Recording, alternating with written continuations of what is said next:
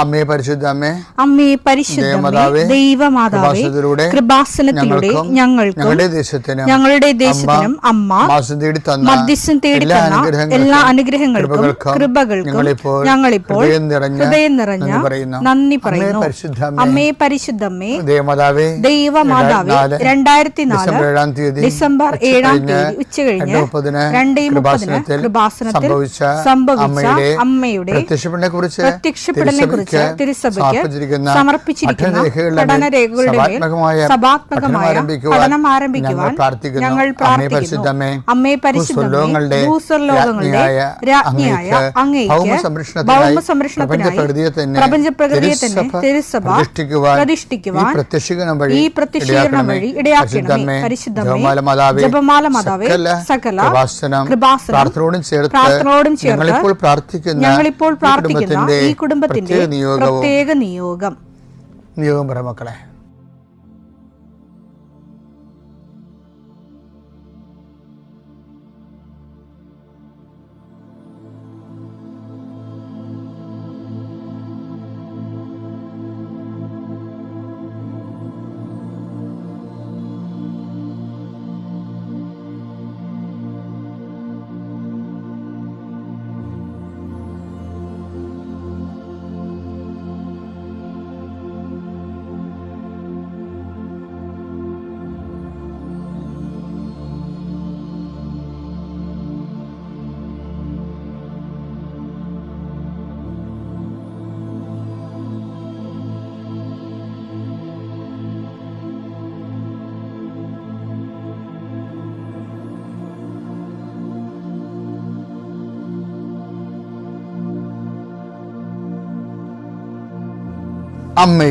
അമ്മയുടെ പ്രത്യക്ഷീകരണത്തിന്റെ ഈ അനുഗ്രഹവേളയിൽ ഞങ്ങൾക്ക് സാധിച്ചു തരുവാൻ കനിയണമേ. ആമേൻ. വിശ്വാസ പ്രമാണം. സർവശക്തനായ പിതാവും ആകാശത്തിന്റെയും ഭൂമിയുടെയും സൃഷ്ടാവുമായ ദൈവത്തിൽ ഞാൻ വിശ്വസിക്കുന്നു. അവിടുത്തെ ഏകപുത്രനും ഞങ്ങളുടെ കർത്താവുമായ ഈശോമിശിഹായിലും ഞാൻ വിശ്വസിക്കുന്നു. ഈ പുത്രൻ പരിശുദ്ധാത്മാവിനാൽ ഗർഭസ്ഥനായി കന്യകാമറിയത്തിൽ നിന്ന് പിറന്ന് പൊന്തിയോസ് പീലാത്തോസിന്റെ കാലത്ത് പീഡകൾ സഹിച്ച് കുരിശിൽ തറയ്ക്കപ്പെട്ട് മരിച്ച് അടക്കപ്പെട്ട് പാതാളങ്ങളിൽ ഇറങ്ങി മരിച്ചവരുടെ ഇടയിൽ നിന്ന് 3-ാം നാൾ ഉയർത്ത് സ്വർഗത്തിലേക്ക് എഴുന്നള്ളി സർവശക്തിയുള്ള പിതാവായ ദൈവത്തിന്റെ വലതുഭാഗത്തിരിക്കുന്നു. അവിടെ നിന്ന് ജീവിക്കുന്നവരെയും മരിച്ചവരെയും വിധിക്കുവാൻ വരുമെന്നും ഞാൻ വിശ്വസിക്കുന്നു. പരിശുദ്ധാത്മാവിലും ഞാൻ വിശ്വസിക്കുന്നു. വിശുദ്ധ കത്തോലിക്കാ സഭയിലും പുണ്യവാന്മാരുടെ ഐക്യത്തിലും പാപങ്ങളുടെ മോചനത്തിലും ശരീരത്തിന്റെ ഉയർപ്പിലും നിത്യമായ ജീവിതത്തിലും ഞാൻ വിശ്വസിക്കുന്നു. ആമേൻ. സുഖസ്ഥനായ ഞങ്ങളുടെ പിതാവേ, അങ്ങയുടെ നാമം പൂജിതമാകണമേ. അങ്ങയുടെ രാജ്യം വരണമേ. അങ്ങയുടെ തിരുമനസ് സ്വർഗത്തിലെ പോലെ ഭൂമിയിലും ആകണമേ. അന്നു വേണ്ടുന്ന ആഹാരം ഇന്ന് ഞങ്ങൾക്ക് തരണമേ. ഞങ്ങളോട് തെറ്റ് ചെയ്യുന്നവരോട് ഞങ്ങൾ ക്ഷമിക്കുന്നത് പോലെ ഞങ്ങളുടെ തെറ്റുകൾ ഞങ്ങളോടും ക്ഷമിക്കണമേ. ഞങ്ങളെ പ്രലോഭനത്തിൽ ഉൾപ്പെടുത്തരുതേ, തിന്മയിൽ ഞങ്ങൾ രക്ഷിക്കണമേ. ആമേൻ. നന്മ നിറഞ്ഞ മറിയമേ, സ്വസ്തി. കർത്താവ് അങ്ങയുടെ കൂടെ സ്ത്രീകളിൽ അങ്ങ് അനുഗ്രഹിക്കപ്പെട്ടവളാകുന്നു. അങ്ങയുടെ ഉദരത്തിൻ ഫലമായി ഈശോ അനുഗ്രഹിക്കപ്പെട്ടവനാകുന്നു. പരിശുദ്ധ മറിയമേ, തമ്പുരാന്റെ അമ്മേ, പാപികളായ ഞങ്ങൾക്ക് വേണ്ടി ഇപ്പോഴും ഞങ്ങളുടെ മരണസമയത്തും തമ്പുരാനോട് അപേക്ഷിക്കണമേ. ആമേൻ. കർത്താവേ, നിന്റെ ഉന്നതമായ നാമത്തിന് സ്വസ്ഥം ചെയ്യുന്നു. ഇന്ന് അങ്ങയുടെ മക്കള് ഈ ആശീർവാദം വാങ്ങിച്ചുകൊണ്ട് ഇന്ന് ജീവിതത്തിന്റെ വിവിധ മണ്ഡലങ്ങളിലേക്ക് പോവുകയാണ്. കർത്താവേ, ഇവിടെ ഓഫീസിൽ പോകുന്നവരുണ്ട്, അവിടെ സ്ഥിരമായിട്ട് അവർ അനുഭവിക്കുന്ന പല വിധത്തിലുള്ള പ്രയാസങ്ങളും ഞെരുക്കങ്ങളും രക്തസമ്മർദ്ദം ഉണ്ടാക്കുന്ന പല അനുഭവങ്ങളുണ്ട്. കർത്താവേ, ആ വിഷയങ്ങളെല്ലാം ദൈവത്തിന് ഈ നിമിഷം പരിശുദ്ധയോടെ മാധ്യസ്ഥേൽപ്പിക്കുന്നു. സ്കൂളിൽ പോകുന്ന അധ്യാപകരെ, പഠിക്കാൻ പോകുന്ന കുഞ്ഞുങ്ങൾ, കോളേജിൽ പോകുന്നവരെ, അവിടെ എല്ലാം അവർക്ക് ചെയ്തു തീർക്കേണ്ട ഉത്തരവാദിത്തങ്ങൾ പരിശുദ്ധ ദേവമാതാവിനെ ഞാൻ ആ വിഷയം സമർപ്പിച്ച് പ്രാർത്ഥിക്കുന്നു. ഇന്ന് ബാങ്കിൽ പോകുന്നവരെ, അതുപോലെ തന്നെ ഓരോരോ ആവശ്യങ്ങൾക്കായി ദൈവദുരസന്നിധിയിലെ ഇതുവരെ വെച്ചിരിക്കുന്ന മുഴുവൻ പ്രാർത്ഥനകൾ, ഇന്നുവരെ ചില കാര്യങ്ങൾ നീക്കുപോക്കില്ലാത്ത വിഷയങ്ങൾക്കെല്ലാം ഈ കർത്താവിൻ്റെ ആശീർവാദത്താലെ ഈശോ മിശിഹായുടെ ഉന്നതമായ നാമത്തിൽ പ്രാർത്ഥനയുടെ ശക്തിയാൽ നിങ്ങൾക്ക് നീക്കുപോക്കുണ്ടാകാൻ പ്രാർത്ഥിക്കുന്നു.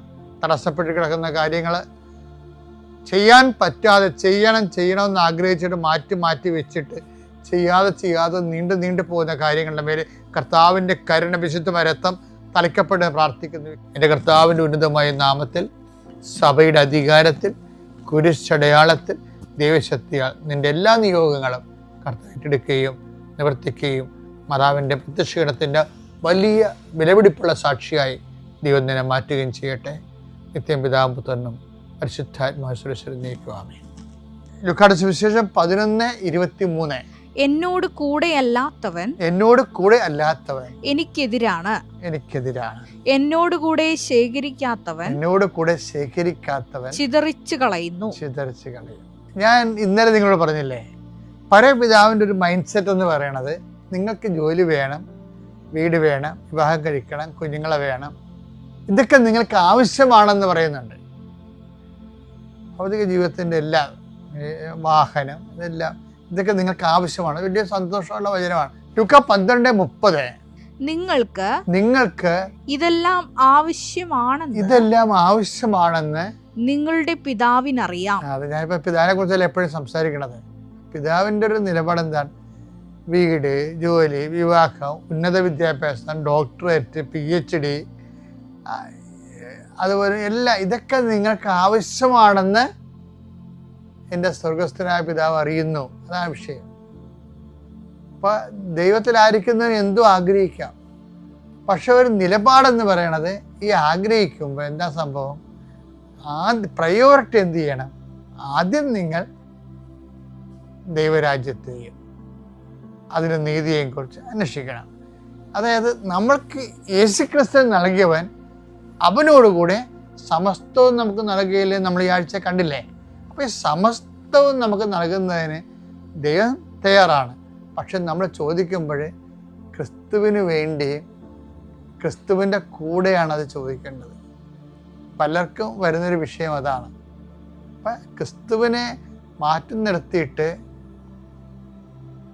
ആ സമസ്തവും കൊണ്ട് ആർമാദിച്ച് അവസാനം അർത്ഥശൂന്യമായി ചത്ത് മണ്ണ് മറയുന്ന ഒരു വിഡ്ഢിത്തരമാണ് പൊതുവെ ആൾക്കാരെ അവലംബിച്ച് വരണത്. ആ ട്രാക്കിൽ നിന്നൊന്ന് മാറി കർത്താവിൻ്റെ വെളിപാടിൻ്റെ വചനത്തിൻ്റെ വഴികളിലൂടെ മുന്നേറാൻ കർത്താവ് നമ്മളെ സഹായിക്കട്ടെ. പിതാവിൻ്റെയും പുത്രൻ്റെയും ദൈവകുമാരനും അമ്മ മാതാവിനും നന്ദി പറയുന്നു. ഇന്ന് ഞാനിവിടെ പറയുന്നത് എൻ്റെ ജീവിതത്തിൽ നടന്ന വലിയൊരു അത്ഭുതമാണ്. എൻ്റെ പേര് മഞ്ജു. ഞാൻ കുവൈറ്റിൽ വർക്ക് ചെയ്യുകയാണ്. ഞാൻ നേഴ്സായിട്ട് വർക്ക് ചെയ്യുന്നു. 2 വർഷമായിട്ട് ഞാൻ കുവൈറ്റിൽ വർക്ക് ചെയ്യായിരുന്നു. അപ്പോൾ എൻ്റെ മമ്മിയാണ് ഇവിടെ ഉടമ്പടി എടുത്തിട്ടുള്ളത്. എൻ്റെ മമ്മി എൻ്റെ ആങ്ങളെയാണ് ഉടമ്പടി എടുത്തിട്ടുള്ളത്. ഞാൻ ആദ്യമായി 3 തവണ സൗദി എക്സാം എഴുതി. എനിക്ക് കിട്ടിയില്ല. 1 മാർക്ക് 2 മാർക്കിനൊക്കെ പോയി. അത് കഴിഞ്ഞ് ഞാൻ കുവൈറ്റിൽ പോയി. കുവൈറ്റിൽ അവിടെ ചെന്നായിരുന്നു എൻ്റെ എക്സാം. അവിടെ എക്സാമിന് എഴുതാൻ ചെന്നപ്പോൾ എൻ്റെ ആങ്ങളെ എന്നോട് പറഞ്ഞിരുന്നു, എടി നീ ഉടമ്പടി എടുത്തിട്ട് പോ. അപ്പോൾ എനിക്കിതിലൊന്നും വലിയ വിശ്വാസമൊന്നും ഇല്ലായിരുന്നു. ഞാൻ അന്നേരം പറയും, എന്തിനാ അങ്ങനെ കൃപാസനത്തിൽ പോയി ഉടമ്പടി എടുക്കണം, അങ്ങനെ അതൊന്നും ഇല്ലല്ലോ, മാതാവിനെ വിളിച്ചാൽ പോരെ എന്ന് അവനോട് ഞാൻ പറയുമായിരുന്നു. അപ്പോൾ എൻ്റെ ആങ്ങളെയാണെങ്കിൽ ഇവിടെ വന്ന് ഉടമ്പടി എടുത്ത് അവനതിൻ്റെ ഉപ്പും തേനും എല്ലാം എൻ്റെ തന്നു വിട്ടിരുന്നു. പക്ഷെ അതൊന്നും ഞാൻ തിരിഞ്ഞു നോക്കിയില്ല. മാതാവിൻ്റെ ഒരു ഫോട്ടോയും എൻ്റെ തന്നു വിട്ടിരുന്നു. ഞാൻ അങ്ങനെ അവിടെ ചെന്നു, എക്സാം എഴുതാൻ പോയി. ഞങ്ങൾ 12 പേര് എക്സാം എഴുതാൻ പോയി. അപ്പം ഞാൻ എക്സാം എഴുതുന്നതിന് അന്നാണ് എൻ്റെ മമ്മിയും എൻ്റെ ആങ്ങളെ ഇവിടെ വന്നത്. ഞാൻ എക്സാം എഴുതി ഒരു അരമണിക്കൂർ കഴിയുമ്പോൾ എനിക്ക് റിസൾട്ട് വരും. പക്ഷേ എനിക്ക് എൻ്റെ ഉള്ളിൽ ഭയങ്കര ഭയമായിരുന്നു. എന്ന് വെച്ചാൽ എനിക്ക് കിട്ടുമ്പോൾ 3 തവണ സൗദി എക്സാം എഴുതി. അപ്പോൾ കുവൈറ്റ് എക്സാം എന്ന് പറയുന്നത് ഭയങ്കര ഇച്ചിരി പാടുള്ള എക്സാം ആയിരുന്നു. പക്ഷേ എൻ്റെ തമ്പുരാനെ എനിക്ക് അവിടെ മമ്മി പറയുന്ന മമ്മിയും അച്ഛനും പ്രാർത്ഥിച്ച് എന്തായാലും ഞാനത് പാസ്സായി. ഞങ്ങൾ 12 പേര് എഴുതിയത് ഞങ്ങൾ 4 പേരാണ് ജയിച്ചത്. അത് കഴിഞ്ഞ് ഞാൻ കുവൈറ്റിൽ 1.5 വർഷം ജോലി ചെയ്തുകൊണ്ടിരിക്കുമായിരുന്നു. ആ സമയത്ത് ടെർമിനേഷൻ വന്നു. അവിടെ ഒരു ഇൻഷുറൻസ് കട്ടായതാണ്. അപ്പം അതിൻ്റെ പേരിൽ എനിക്ക് ടെർമിനേഷനായി. അന്നേരം ഞങ്ങൾ പ്രാർത്ഥിച്ചു, തമ്പുരാനോട് പറഞ്ഞു, നല്ല കാര്യം, MOH ഇപ്പം മിനിസ്ട്രിയിൽ എടുക്കുന്നുണ്ട്, അപ്പോൾ എനിക്ക് അവിടെ കയറാമല്ലോ എന്നുള്ള രീതിയിൽ ഞാൻ ആ രീതിയിൽ മുമ്പോട്ട് പോയി. ടെർമിനേഷൻ കിട്ടി ഒരാഴ്ച ഞങ്ങളുടെ പേപ്പർ കൊണ്ട് സബ്മിറ്റ് ചെയ്തു. അവർ എടുക്കുന്നുണ്ടെന്ന് പറഞ്ഞ് 2ാമത്തെ ദിവസം അവർ പറഞ്ഞു ഇപ്പം MOH എടുക്കുന്നില്ല, 3-4 മാസം എടുക്കുമെന്ന് പറഞ്ഞു. അപ്പോഴത്തേനും ഞങ്ങൾ ആകെ ഒരു വല്ലാത്തൊരവസ്ഥയിലായിരുന്നു. അന്നേരമാണ് പിന്നെ ഈ പേപ്പർ കൊടുക്കാൻ അവിടെ ചെന്നപ്പോൾ എൻ്റെ കൂടെ ജോലി ചെയ്യുന്നൊരു ചേച്ചി പറഞ്ഞു, നീ നമുക്ക് ഓൺലൈൻ ഉടമ്പടി എടുക്കാം. അന്നേരമാണ് മാതാവിനെ പറ്റിയൊരു കൂടുതലായിട്ട് എനിക്ക് വിശ്വാസം വന്നത്. അന്നേരം ഞാൻ അവിടെ നിന്നുകൊണ്ട് തന്നെ കയ്യിൽ കൊന്തയുണ്ടായിരുന്നു, കൊന്ത ചൊല്ലി ആ ചേച്ചി മുഖേന ഞാൻ അവിടെ നിന്നുകൊണ്ട് തന്നെ ഓൺലൈൻ ഉടമ്പടി എടുത്തു. അത് കഴിഞ്ഞൊരു 1.5 ആഴ്ച കഴിഞ്ഞപ്പോൾ പിന്നെയും പിന്നെ എല്ലാവരും പറയുന്നു ഇനി സെപ്റ്റംബർ ആവും, ഒത്തിരി ലേറ്റ് ആവും, നമുക്ക് എന്ത് ചെയ്യണമെന്ന് അറിയത്തില്ല. അപ്പോഴും ഞങ്ങൾ ഉറച്ച വിശ്വാസത്തോടെ, അന്നേരം എനിക്ക് വിശ്വാസം കൂടി, മാതാവിനോടുള്ള വിശ്വാസം കൂടി, കൃപാസനത്തോടുള്ള വിശ്വാസം കൂടി. ഞാനപ്പോൾ എന്നും പ്രാർത്ഥിക്കുമായിരുന്നു. എന്നും 5:30 ആകുമ്പം കറക്റ്റ് ഇവിടുത്തെ 5:30 എന്ന് പറയുന്നത് അവിടുത്തെ 3 മണി ആകുമ്പോൾ എണ്ണിട്ട് പ്രാർത്ഥിക്കും. വൈകിട്ടത്തെ പ്രാർത്ഥന അതേപോലെ തന്നെ ബൈബിൾ വായിക്കും, കൊന്ത ചൊല്ലും. എൻ്റെ ജീവിതത്തിൽ ഒത്തിരി മാറ്റങ്ങൾ അപ്പം സംഭവിച്ചു തുടങ്ങി. അത് കഴിഞ്ഞിട്ട് ഒരു 2 മാസം കഴിഞ്ഞപ്പോഴത്തേന് പിന്നെയും കേൾക്കുന്നു 3 മാസം എന്ന് പറഞ്ഞത് എളുപ്പമെന്ന് അവർ അടുത്ത ഇത് തുടങ്ങിയെന്ന്, പേപ്പർ വർക്ക് പിന്നെ മിനിസ്ട്രിയിലേക്ക് എടുക്കുന്നു എന്ന് പറഞ്ഞു. അങ്ങനെ ഞങ്ങൾ കൊടുത്തു, എൻ്റെ എടുത്തു, പേപ്പർ എടുത്തു. അങ്ങനെ ഞാൻ എക്സാമിനും പിന്നെയും എക്സാം പറഞ്ഞു. അന്നേരവും ഉള്ളിൻ്റെ ഉള്ളിൽ ഭയം, എന്ത് ചെയ്യുമെന്നറിയാത്തൊരു വല്ലാത്തൊരവസ്ഥയിൽ. MOH എക്സാം എന്ന് പറയുമ്പോൾ ഒരു വലിയൊരു എക്സാം പോലെ എനിക്ക് എൻ്റെ ഉള്ളിൽ ഫീതിയാണ്. അപ്പോഴും ഞാൻ എൻ്റെ കയ്യിലിരുന്ന കാശ് രൂപം കൈവച്ച് ഞാൻ എക്സാമിന് എഴുതി ഇൻ്റർവ്യൂ ചെയ്തു. 2 ദിവസം കഴിഞ്ഞപ്പോൾ റിസൾട്ട് വന്നു, പാസ്സായെന്ന് പറഞ്ഞുകൊണ്ട് ദൈവത്തോട് ഒത്തിരി നന്ദി പറഞ്ഞു. അത് കഴിഞ്ഞിട്ട് എൻ്റെ ആങ്ങളെ എന്നെ വിളിച്ചിട്ട് പറഞ്ഞു, നീ മാതാവിനെ കൂടുതൽ അറിയാൻ വേണ്ടിയാണ് നിനക്ക് പരീക്ഷണങ്ങൾ തരുന്നത്, നീ കൂടുതലായിട്ട് മാതാവിനെ അറിയണമെന്ന് പറഞ്ഞു. അങ്ങനെ അത് കഴിഞ്ഞ് പേപ്പർ വർക്ക് 6 മാസം നീണ്ടു നിൽക്കുന്ന പേപ്പർ വർക്ക് 3 മാസം കൊണ്ട് ഞങ്ങളുടെ പേപ്പർ വർക്ക് നീങ്ങി. ഇപ്പം ഞാൻ കഴിഞ്ഞ മാസം എനിക്കുണ്ടായ വേറൊരു ഇതെന്ന് പറഞ്ഞാൽ എൻ്റെ വിസ തീരുമായിരുന്നു. വിസ തീർന്നു കഴിഞ്ഞാൽ പിന്നെ ഞാൻ ഇവിടുത്തെ 3 ലക്ഷം രൂപ കൊടുത്ത് ഞാൻ വിസ എടുക്കണം. എന്ത് ചെയ്യുമെന്നറിയാത്തൊരു വല്ലാത്തൊരവസ്ഥയിൽ നിൽക്കുമ്പോൾ ജോസഫ് അച്ഛൻ അന്ന് ധ്യാനം ഉണ്ടായിരുന്നു ട്യൂസ്ഡേയിലെ. ആ ധ്യാനത്തിൽ അച്ഛൻ പറഞ്ഞു, വിസയുമായി ഭാരപ്പെടുന്നവർ അവർക്ക് ഇന്ന് അതിൻ്റെ അങ്ങനെ പറഞ്ഞ ആ പ്രാർത്ഥനയിൽ ഞാൻ കണ്ണുനീരോടെ പ്രാർത്ഥിച്ചു. എനിക്ക് തോന്നുന്നു ആ ധ്യാനം കഴിഞ്ഞൊരു 1 മണിക്കൂർ കഴിഞ്ഞപ്പോൾ എനിക്ക് ഹോസ്പിറ്റലിൽ നിന്ന് എൻ്റെ ഒരു ബ്രദർ വിളിക്കുന്നു, മഞ്ജു നീ എത്രയും പെട്ടെന്ന് നീ ഇങ്ങോട്ട് വാ, ഇവിടുന്ന് ഞാൻ ജോലി ചെയ്ത പഴയ ഹോസ്പിറ്റലാണ്, അവർ 3 മാസത്തെ വിസ തരും, നീ എളുപ്പമെന്ന് വരാൻ പറഞ്ഞു. ഞാൻ അവിടെ നിന്നുകൊണ്ട് എളുപ്പമെന്ന് ഇത് മാറി എളുപ്പമെന്ന് ഞാൻ ഒരുങ്ങി ഹോസ്പിറ്റലിൽ ചെന്നു. അവരെന്നോട് ഇങ്ങോട്ട് പറഞ്ഞു, 3 മാസത്തെ വിസ നിനക്ക് തരാം, നിനക്ക് നാട്ടിൽ പോകണമെന്നുണ്ടെങ്കിൽ നാട്ടിൽ പോയിട്ട് വരാൻ. അന്നേരവും ഞാൻ അമ്മ മാതാവിനോട് നന്ദി പറഞ്ഞു, ഞാനിപ്പം നാട്ടിൽ പോവുകയാണെങ്കിൽ ഞാൻ പോയി ഉടമ്പടി എടുക്കും എന്ന് ഞാൻ ഉറച്ച തീരുമാനത്തോടെ അങ്ങനെ നിന്നു. അത് കഴിഞ്ഞ് വിസ അവർ തരാമെന്ന് പറഞ്ഞപ്പോൾ ഞാൻ പിറ്റേ ദിവസം തന്നെ ഞാൻ ടിക്കറ്റ് എടുത്തു. ഞാൻ നാട്ടിൽ വന്ന് 2ാമത്തെ ദിവസം ഞാനിവിടെ വന്ന് ഉടമ്പടി എടുത്ത് അത് കഴിഞ്ഞ് ഞാൻ പോയി. സെപ്റ്റംബറിലാണ് ഉടമ്പടി എടുത്തത്. സെപ്റ്റംബർ വന്ന് 2025 സെപ്റ്റംബറിൽ വന്ന് ഉടമ്പടി എടുത്തു. ഞാനത് കഴിഞ്ഞ് തിരിച്ചു പോയപ്പോൾ അവർ അവിടുന്ന് പിന്നെയും പറഞ്ഞു, ഇനി 3 മാസം കഴിയും ജോയിനിങ്ങിന്, നാട്ടിൽ പോകേണ്ടവർക്ക് പോകാം, ഞങ്ങൾ വിളിക്കുമ്പോൾ വന്നാൽ മതിയെന്ന്. അങ്ങനെ ഞാൻ പിന്നെയും ടിക്കറ്റ് എടുത്തു കഴിഞ്ഞപ്പോൾ അവർ പറഞ്ഞു, ഇപ്പം എക്സിറ്റ് തരത്തില്ല, പോകാൻ പറ്റത്തില്ല. അന്നേരവും ഞാൻ ഒത്തിരി ഭാരപ്പെട്ടു, മാതാവേ എന്താ ഇത്, ഓരോ കാര്യങ്ങൾ മുമ്പോട്ട് നീങ്ങുമ്പോഴും പിന്നെ അതിൽ തടസ്സങ്ങൾ വരുന്നു. അന്നേരവും ഞാൻ മുറുകെ പിടിച്ചു പ്രാർത്ഥിച്ചു. എൻ്റെ കയ്യിൽ അന്നേരം കാശ് രൂപം ഉണ്ടായിരുന്നു, ഞാൻ കാശ് രൂപം മുറുകെ പിടിച്ചു പ്രാർത്ഥിച്ചു. പിന്നെ അത് കഴിഞ്ഞ് എന്നോട് പറഞ്ഞു, എനിക്ക് ഫോൺ വന്നു, മഞ്ജു എളുപ്പമെന്ന് വാ, എക്സിറ്റ് പേപ്പർ തരാമെന്ന്. അങ്ങനെ ഞാൻ എക്സിറ്റ് പേപ്പർ മേടിച്ചു. ഞാനിവിടെ എത്തി. 3 മാസം ജോയിനിങ്ങിൽ ലേറ്റ് ആവുമെന്ന് പറഞ്ഞത് ഇപ്പം മിഞ്ഞാന്ന് എന്നെ വിളിച്ചിട്ട് പറഞ്ഞു, ചിലപ്പോൾ ബുധനാഴ്ചത്തേക്കിന് ജോയിനിങ് ആവും, തിങ്കളാഴ്ച ആകുമ്പോഴത്തേന് കയറി വരണമെന്ന്. എൻ്റെ ജീവിതത്തിൽ മാതാവ് നടത്തിയ വലിയൊരു അനുഗ്രഹമാണ് ഞാൻ ഇന്ന് സാക്ഷ്യം പറയുന്നത്.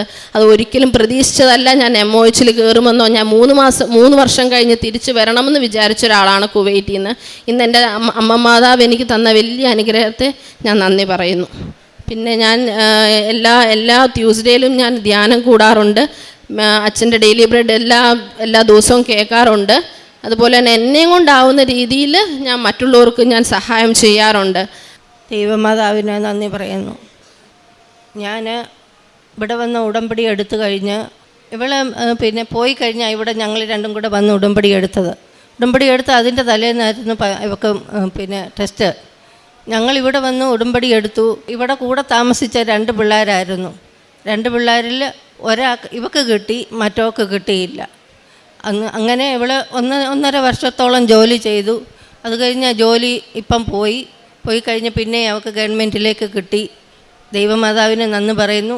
അവൾ 1.5 വർഷത്തോളം ജോലി ചെയ്ത ആ ഹോസ്പിറ്റലിൽ നിന്ന് ദൈവകൃപയെ അവളെ പറഞ്ഞു വിട്ടെങ്കിലും 3 മാസത്തെ ശമ്പളവും 3 മാസം അവൾ അവിടെ നിൽക്കാനുള്ള അനുഗ്രഹവും കൊടുത്തു. അതോടുകൂടി അവൾ അവിടുന്ന് ജോലി അവൾക്ക് അവിടെ വെച്ച് കണ്ടുപിടിക്കാനുള്ള ദൈവ അനുഗ്രഹവും ദൈവം അവൾക്ക് കൊടുത്ത് അവളെ ഇപ്പം ജോലിയിലേക്ക് പ്രവേശിക്കാൻ ബുധനാഴ്ച അവൾ തിങ്കളാഴ്ച പോവുക, ജോലിയിലേക്ക് കയറുവാൻ ദൈവമാതാവ് സഹായിക്കട്ടെ എന്ന് വന്ന ദൈവത്തിനും അമ്മ മാതാവിനും കോടാനുകൂടി നന്ദി പറയുന്നു. എൻ്റെ പേര് സിൽവി. ഞാൻ കണ്ണൂർ ജില്ലയിൽ ഇരിട്ടിയിൽ ഉവാപ്പള്ളി എന്ന നാട്ടിൽ നിന്ന് വരുന്നു. ഞാൻ എടത്തൊട്ടി ഇടവകാംഗമാണ്. ഞാൻ അതിനു മുന്നേ എടത്തൊട്ടിയിൽ ആകുന്നതിന് മുന്നേ ഞാൻ താമസിച്ചുകൊണ്ടിരുന്നത് മണിക്കടവിലായിരുന്നു. അപ്പം മണിക്കടവിൽ നിന്നൊരു ചേച്ചി എന്നോട് പറഞ്ഞിട്ടുണ്ടായിരുന്നു, ആലപ്പുഴയിലെ കൃപാസനം എന്ന് പറയുന്നൊരു സ്ഥലത്ത് മാതാവ് പ്രത്യക്ഷപ്പെട്ട ഒരു പള്ളിയുണ്ട്, അവിടെ പോയി പ്രാർത്ഥിച്ചാൽ നല്ലതായിരുന്നു. ആ സമയത്ത് എനിക്കൊരു വേറൊരു കാര്യം കൊണ്ട് നടുവിന് തളർന്നു പോയൊരു സംഭവം ഉണ്ടായിരുന്നു. അത് കഴിഞ്ഞ് ഞാൻ അത് മാറി കിട്ടി. അപ്പോഴാണ് ആ ചേച്ചി എന്നോട് പറയുന്നത്, നീ ഇങ്ങനെ എപ്പോഴെങ്കിലും സമയം കിട്ടിയെങ്കിൽ നീ ഒന്ന് ആലപ്പുഴ പോകണമെന്ന് പറഞ്ഞത്. ആ സമയത്ത് ഞാൻ ഒരു ഷോപ്പിൽ വർക്ക് ചെയ്തുകൊണ്ടിരിക്കുകയായിരുന്നു. അന്നേരം എനിക്ക് അവിടെ നിന്ന് ലീവ് കിട്ടുന്ന ഒരു പ്രശ്നം ഉണ്ടായിരുന്നു. ഷോപ്പിൻ്റെ ഉടമ എപ്പോഴും വരാറില്ല. അപ്പോൾ അത് ലീവാക്കി പോരാൻ പറ്റിയില്ല. ഞായറാഴ്ച ഒരു ദിവസം എനിക്ക് ലീവുള്ളൂ. ആ ദിവസം എനിക്ക് കുടുംബശ്രീ അങ്ങനെയൊക്കെ ഉണ്ട്. അതുകൊണ്ട് ഞാനിങ്ങനെ ഓരോ കാര്യം പറഞ്ഞിങ്ങനെ ഓരോ പ്രശ്നം കൂടി ഞാനിങ്ങനെ അത് മാറ്റി കൊണ്ടുപോയിക്കൊണ്ടിരുന്ന സമയത്ത് ഞങ്ങൾ താമസിച്ചുകൊണ്ടിരുന്ന വീട് പിന്നെ വഴിയില്ലാത്ത ഒരു സ്ഥലത്തായിരുന്നു വീട്. അതൊരു ചെറിയ വീടായിരുന്നു, ഇച്ചിരി പഴക്കമുള്ള വീടായിരുന്നു. അപ്പോൾ എപ്പോൾ മഴ പെയ്യുമ്പോഴും ഞാൻ ഷോപ്പിൽ നിന്ന് വരുമ്പോൾ എൻ്റെ വീട്ടിൽ ഞാനും മോനും മാത്രമേ ഉള്ളൂ. മോൻ ജോലി സ്ഥലത്താണ്, ഞാൻ മാത്രമേ ഉള്ളൂ. ഞാൻ വരുമ്പോൾ ഇങ്ങനെ ആ വീടിൻ്റെ സെൻട്രൽ ഹാളിൽ നിന്ന് ഇങ്ങനെ വെള്ളം ഒഴുകുന്ന ഒരു സംഭവമുണ്ട്. ഞാൻ കഥ തുറന്ന് കയറുമ്പോൾ ഞാൻ കാണുന്നത് വെള്ളം ഒഴുകുന്നതായിരിക്കും. അപ്പോൾ ഞാനിങ്ങനെ പ്രാർത്ഥിക്കുന്നു, എൻ്റെ ഈശോ എനിക്ക് നനയാത്ത ഒരു വീട്ടിലൊന്ന് വന്ന് കയറാനുള്ള ഒരു ഇട തരണേന്ന്. അന്നേരം ഞാൻ ഒരു പ്രാവശ്യം ചേച്ചി വിളിച്ച് കഴിഞ്ഞപ്പോൾ പറഞ്ഞു, എന്നോട് പറഞ്ഞു, നീ എന്തായാലും ഒന്ന് ഈ കൃപാസനത്തിൽ പോകുമെന്ന് പറഞ്ഞു. ഞാനിവിടെ 2019 ഒക്ടോബറിൽ വന്ന് ഞാൻ കൃപാസനത്തിൽ വന്ന് ഞാൻ ഉടമ്പടി എടുത്തു വെച്ച ഫസ്റ്റ് നിയോഗം ഇതായിരുന്നു, ഞാനിപ്പോൾ ഈ താമസിക്കുന്ന വീട് സ്ഥലം എനിക്ക് വിൽക്കാൻ പറ്റണം. കാരണം എന്താ വെച്ചാൽ അവിടെ വഴിയില്ല. അവിടെ ഒരു വീട് വെക്കാന്ന് പറഞ്ഞാൽ അത്ര എളുപ്പമല്ല. സാധനം കൊണ്ടുവന്ന് ചെയ്യുമ്പോൾ അത് ഭയങ്കര ബുദ്ധിമുട്ടായിരുന്നു. പിന്നെ വീട്ടിൽ വേറെ ആളില്ലാത്തത് കൊണ്ട് ഞാനൊരു ബ്രോക്കറെ ഏൽപ്പിച്ചാൽ അവരതിനകത്ത് ഭയങ്കരമായിട്ട് കമ്മീഷൻ മേടിക്കുമെന്ന് എനിക്കറിയാം. അപ്പോൾ ഞാൻ മാതാവിനോട് പറഞ്ഞിട്ടുണ്ട്, മാതാവേ ഒരു ബ്രോക്കർ ഇല്ലാണ്ട് എനിക്ക് വീട് സ്ഥലം നേരിട്ട് വിൽക്കാൻ പറ്റണം, കാരണം അത്രയും കൂടെ പൈസ എനിക്ക് കിട്ടുമല്ലോ എന്ന്. അതുപോലെ തന്നെ എനിക്ക് 6 മാസത്തിനുള്ളിൽ ആ വീട് സ്ഥലം നമ്മുടെ തൊട്ടടുത്തുള്ള വീട്ടുകാർക്ക് തന്നെ കൊടുക്കാൻ സാധിച്ചു. അപ്പോൾ എനിക്ക് ആ നാട്ടിൽ ഞാനൊരു സേഫായിരുന്നു. കാരണം അവിടെയുള്ള ആൾക്കാരായിട്ട് ഞാൻ നല്ലപോലെ ഇടപഴകി. ഞാൻ തനിയെ നിൽക്കുന്നുണ്ടെങ്കിൽ എന്ത് ആവശ്യത്തിന് അവർ വരുമായിരുന്നു. അത് പിന്നീട് ഞാനിവിടെ വന്ന് നിയോഗം വെച്ചത് ആ നാട്ടിൽ തന്നെ എനിക്കൊരു സ്ഥലം എടുക്കാൻ പറ്റണം. അപ്പോൾ ഞാൻ ഇങ്ങനെ നടന്നു പോകുന്ന വഴിക്ക് ഒരു ചെറിയ സ്ഥലം കഷ്ണം ഇങ്ങനെ കാണുമായിരുന്നു. ഇവിടുന്ന് കിട്ടിയ ഉപ്പ് എൻ്റെ കൈവശം ഉണ്ടായിരുന്നു. അപ്പോൾ ഈ ചേച്ചി എന്നോട് പറഞ്ഞു, നീ ആ പോകുമ്പോൾ ശകലം ഉപ്പ് ഇട്ടിട്ട് നീ ഒന്ന് വിശ്വാസ പ്രമാണം ചൊല്ലി പ്രാർത്ഥിക്കുക. ആ സ്ഥലത്തിന് നിനക്ക് താല്പര്യം ഉണ്ടെങ്കിൽ ആ സ്ഥലം നിനക്ക് തന്നെ ഒന്ന് കിട്ടണമെന്ന് പറഞ്ഞ് നീ പ്രാർത്ഥിക്കാൻ പറഞ്ഞു. ഞാനങ്ങനെ കടയിലോട്ട് പോകുന്ന വഴിക്ക് ഞാൻ ഈ ഉപ്പ് ഇച്ചിരി ഇടും, ആരും കാണാണ്ട് ഇടും, വിശ്വാസ പ്രമാണം ചൊല്ലി ഞാൻ പോകും. എന്നിട്ട് ഞാൻ ഈ സ്ഥലത്തിൻ്റെ ഉടമയോട് ചെന്ന് അതും ഞാൻ നേരിട്ട് തന്നെ ചെന്ന് ചോദിച്ചു. അപ്പോൾ ഞാൻ പ്രാർത്ഥിക്കുമ്പോൾ വൈകുന്നേരത്തെ സന്ധ്യാപ്രാർത്ഥന സമയത്ത് മാതാവിൻ്റെ പ്രാർത്ഥന ചെല്ലുന്ന സമയത്ത് ഞാനിങ്ങനെ പ്രാർത്ഥിക്കും, മാതാവ് ഇതും ബ്രോക്കറൊന്നും ഇല്ലാണ്ട് എനിക്ക് ചെയ്യാൻ പറ്റണം, കാരണം അവർക്കൂടെ കൊടുക്കാനുള്ള പൈസ എൻ്റെ അടുത്തില്ല, എൻ്റെ അവസ്ഥ അറിയാമല്ലോ എന്നെല്ലാം പറഞ്ഞ് ഞാൻ പ്രാർത്ഥിക്കും. അതുപോലെ തന്നെ ആ ചേട്ടനുമായിട്ട് നേരിട്ട് കണ്ടു, ഞാൻ അവിടെ അവരുമായിട്ട് സംസാരിച്ചു. ആ സ്ഥലം ഞങ്ങൾക്ക് എടുക്കാൻ പറ്റി കഴിഞ്ഞപ്പോൾ ഞങ്ങളുടെ ഈ മുഴുവൻ പൈസയില്ല വീട് വെക്കണമെങ്കിൽ. അതിന് ശേഷം ഞാൻ ലോണിന് വേണ്ടിയിട്ട് കയറി ഇറങ്ങുന്ന സമയത്ത് എനിക്ക് സിവിൽ സ്കോറിൻ്റെ ഒരു പ്രശ്നമുണ്ട്. ബാങ്കിൽ നിന്ന് ലോൺ കിട്ടുമ്പോൾ അവർ പറഞ്ഞു ഇത്ര സിവിൽ സ്കോർ ഉണ്ടെങ്കിൽ തരാൻ പറ്റുള്ളൂ എന്ന് പറഞ്ഞു. അന്നേരം ഞാൻ ഇതുപോലെ പ്രാർത്ഥിച്ച് കഴിഞ്ഞപ്പോൾ എന്നോട് ആ ചേച്ചി പറഞ്ഞു, നീ ഈ ഡോക്യുമെൻറ്റിലെല്ലാം ഉപ്പോ അല്ലെങ്കിൽ ഉടമ്പടി തൈലോ തൊട്ടിട്ട് പ്രാർത്ഥിച്ച് കഴിഞ്ഞിട്ട് നീ അവരുടെ അടുത്ത് ഒന്നുകൂടെ ചെന്ന് ആ മാനേജറെ ചെന്ന് കാണാൻ പറഞ്ഞു.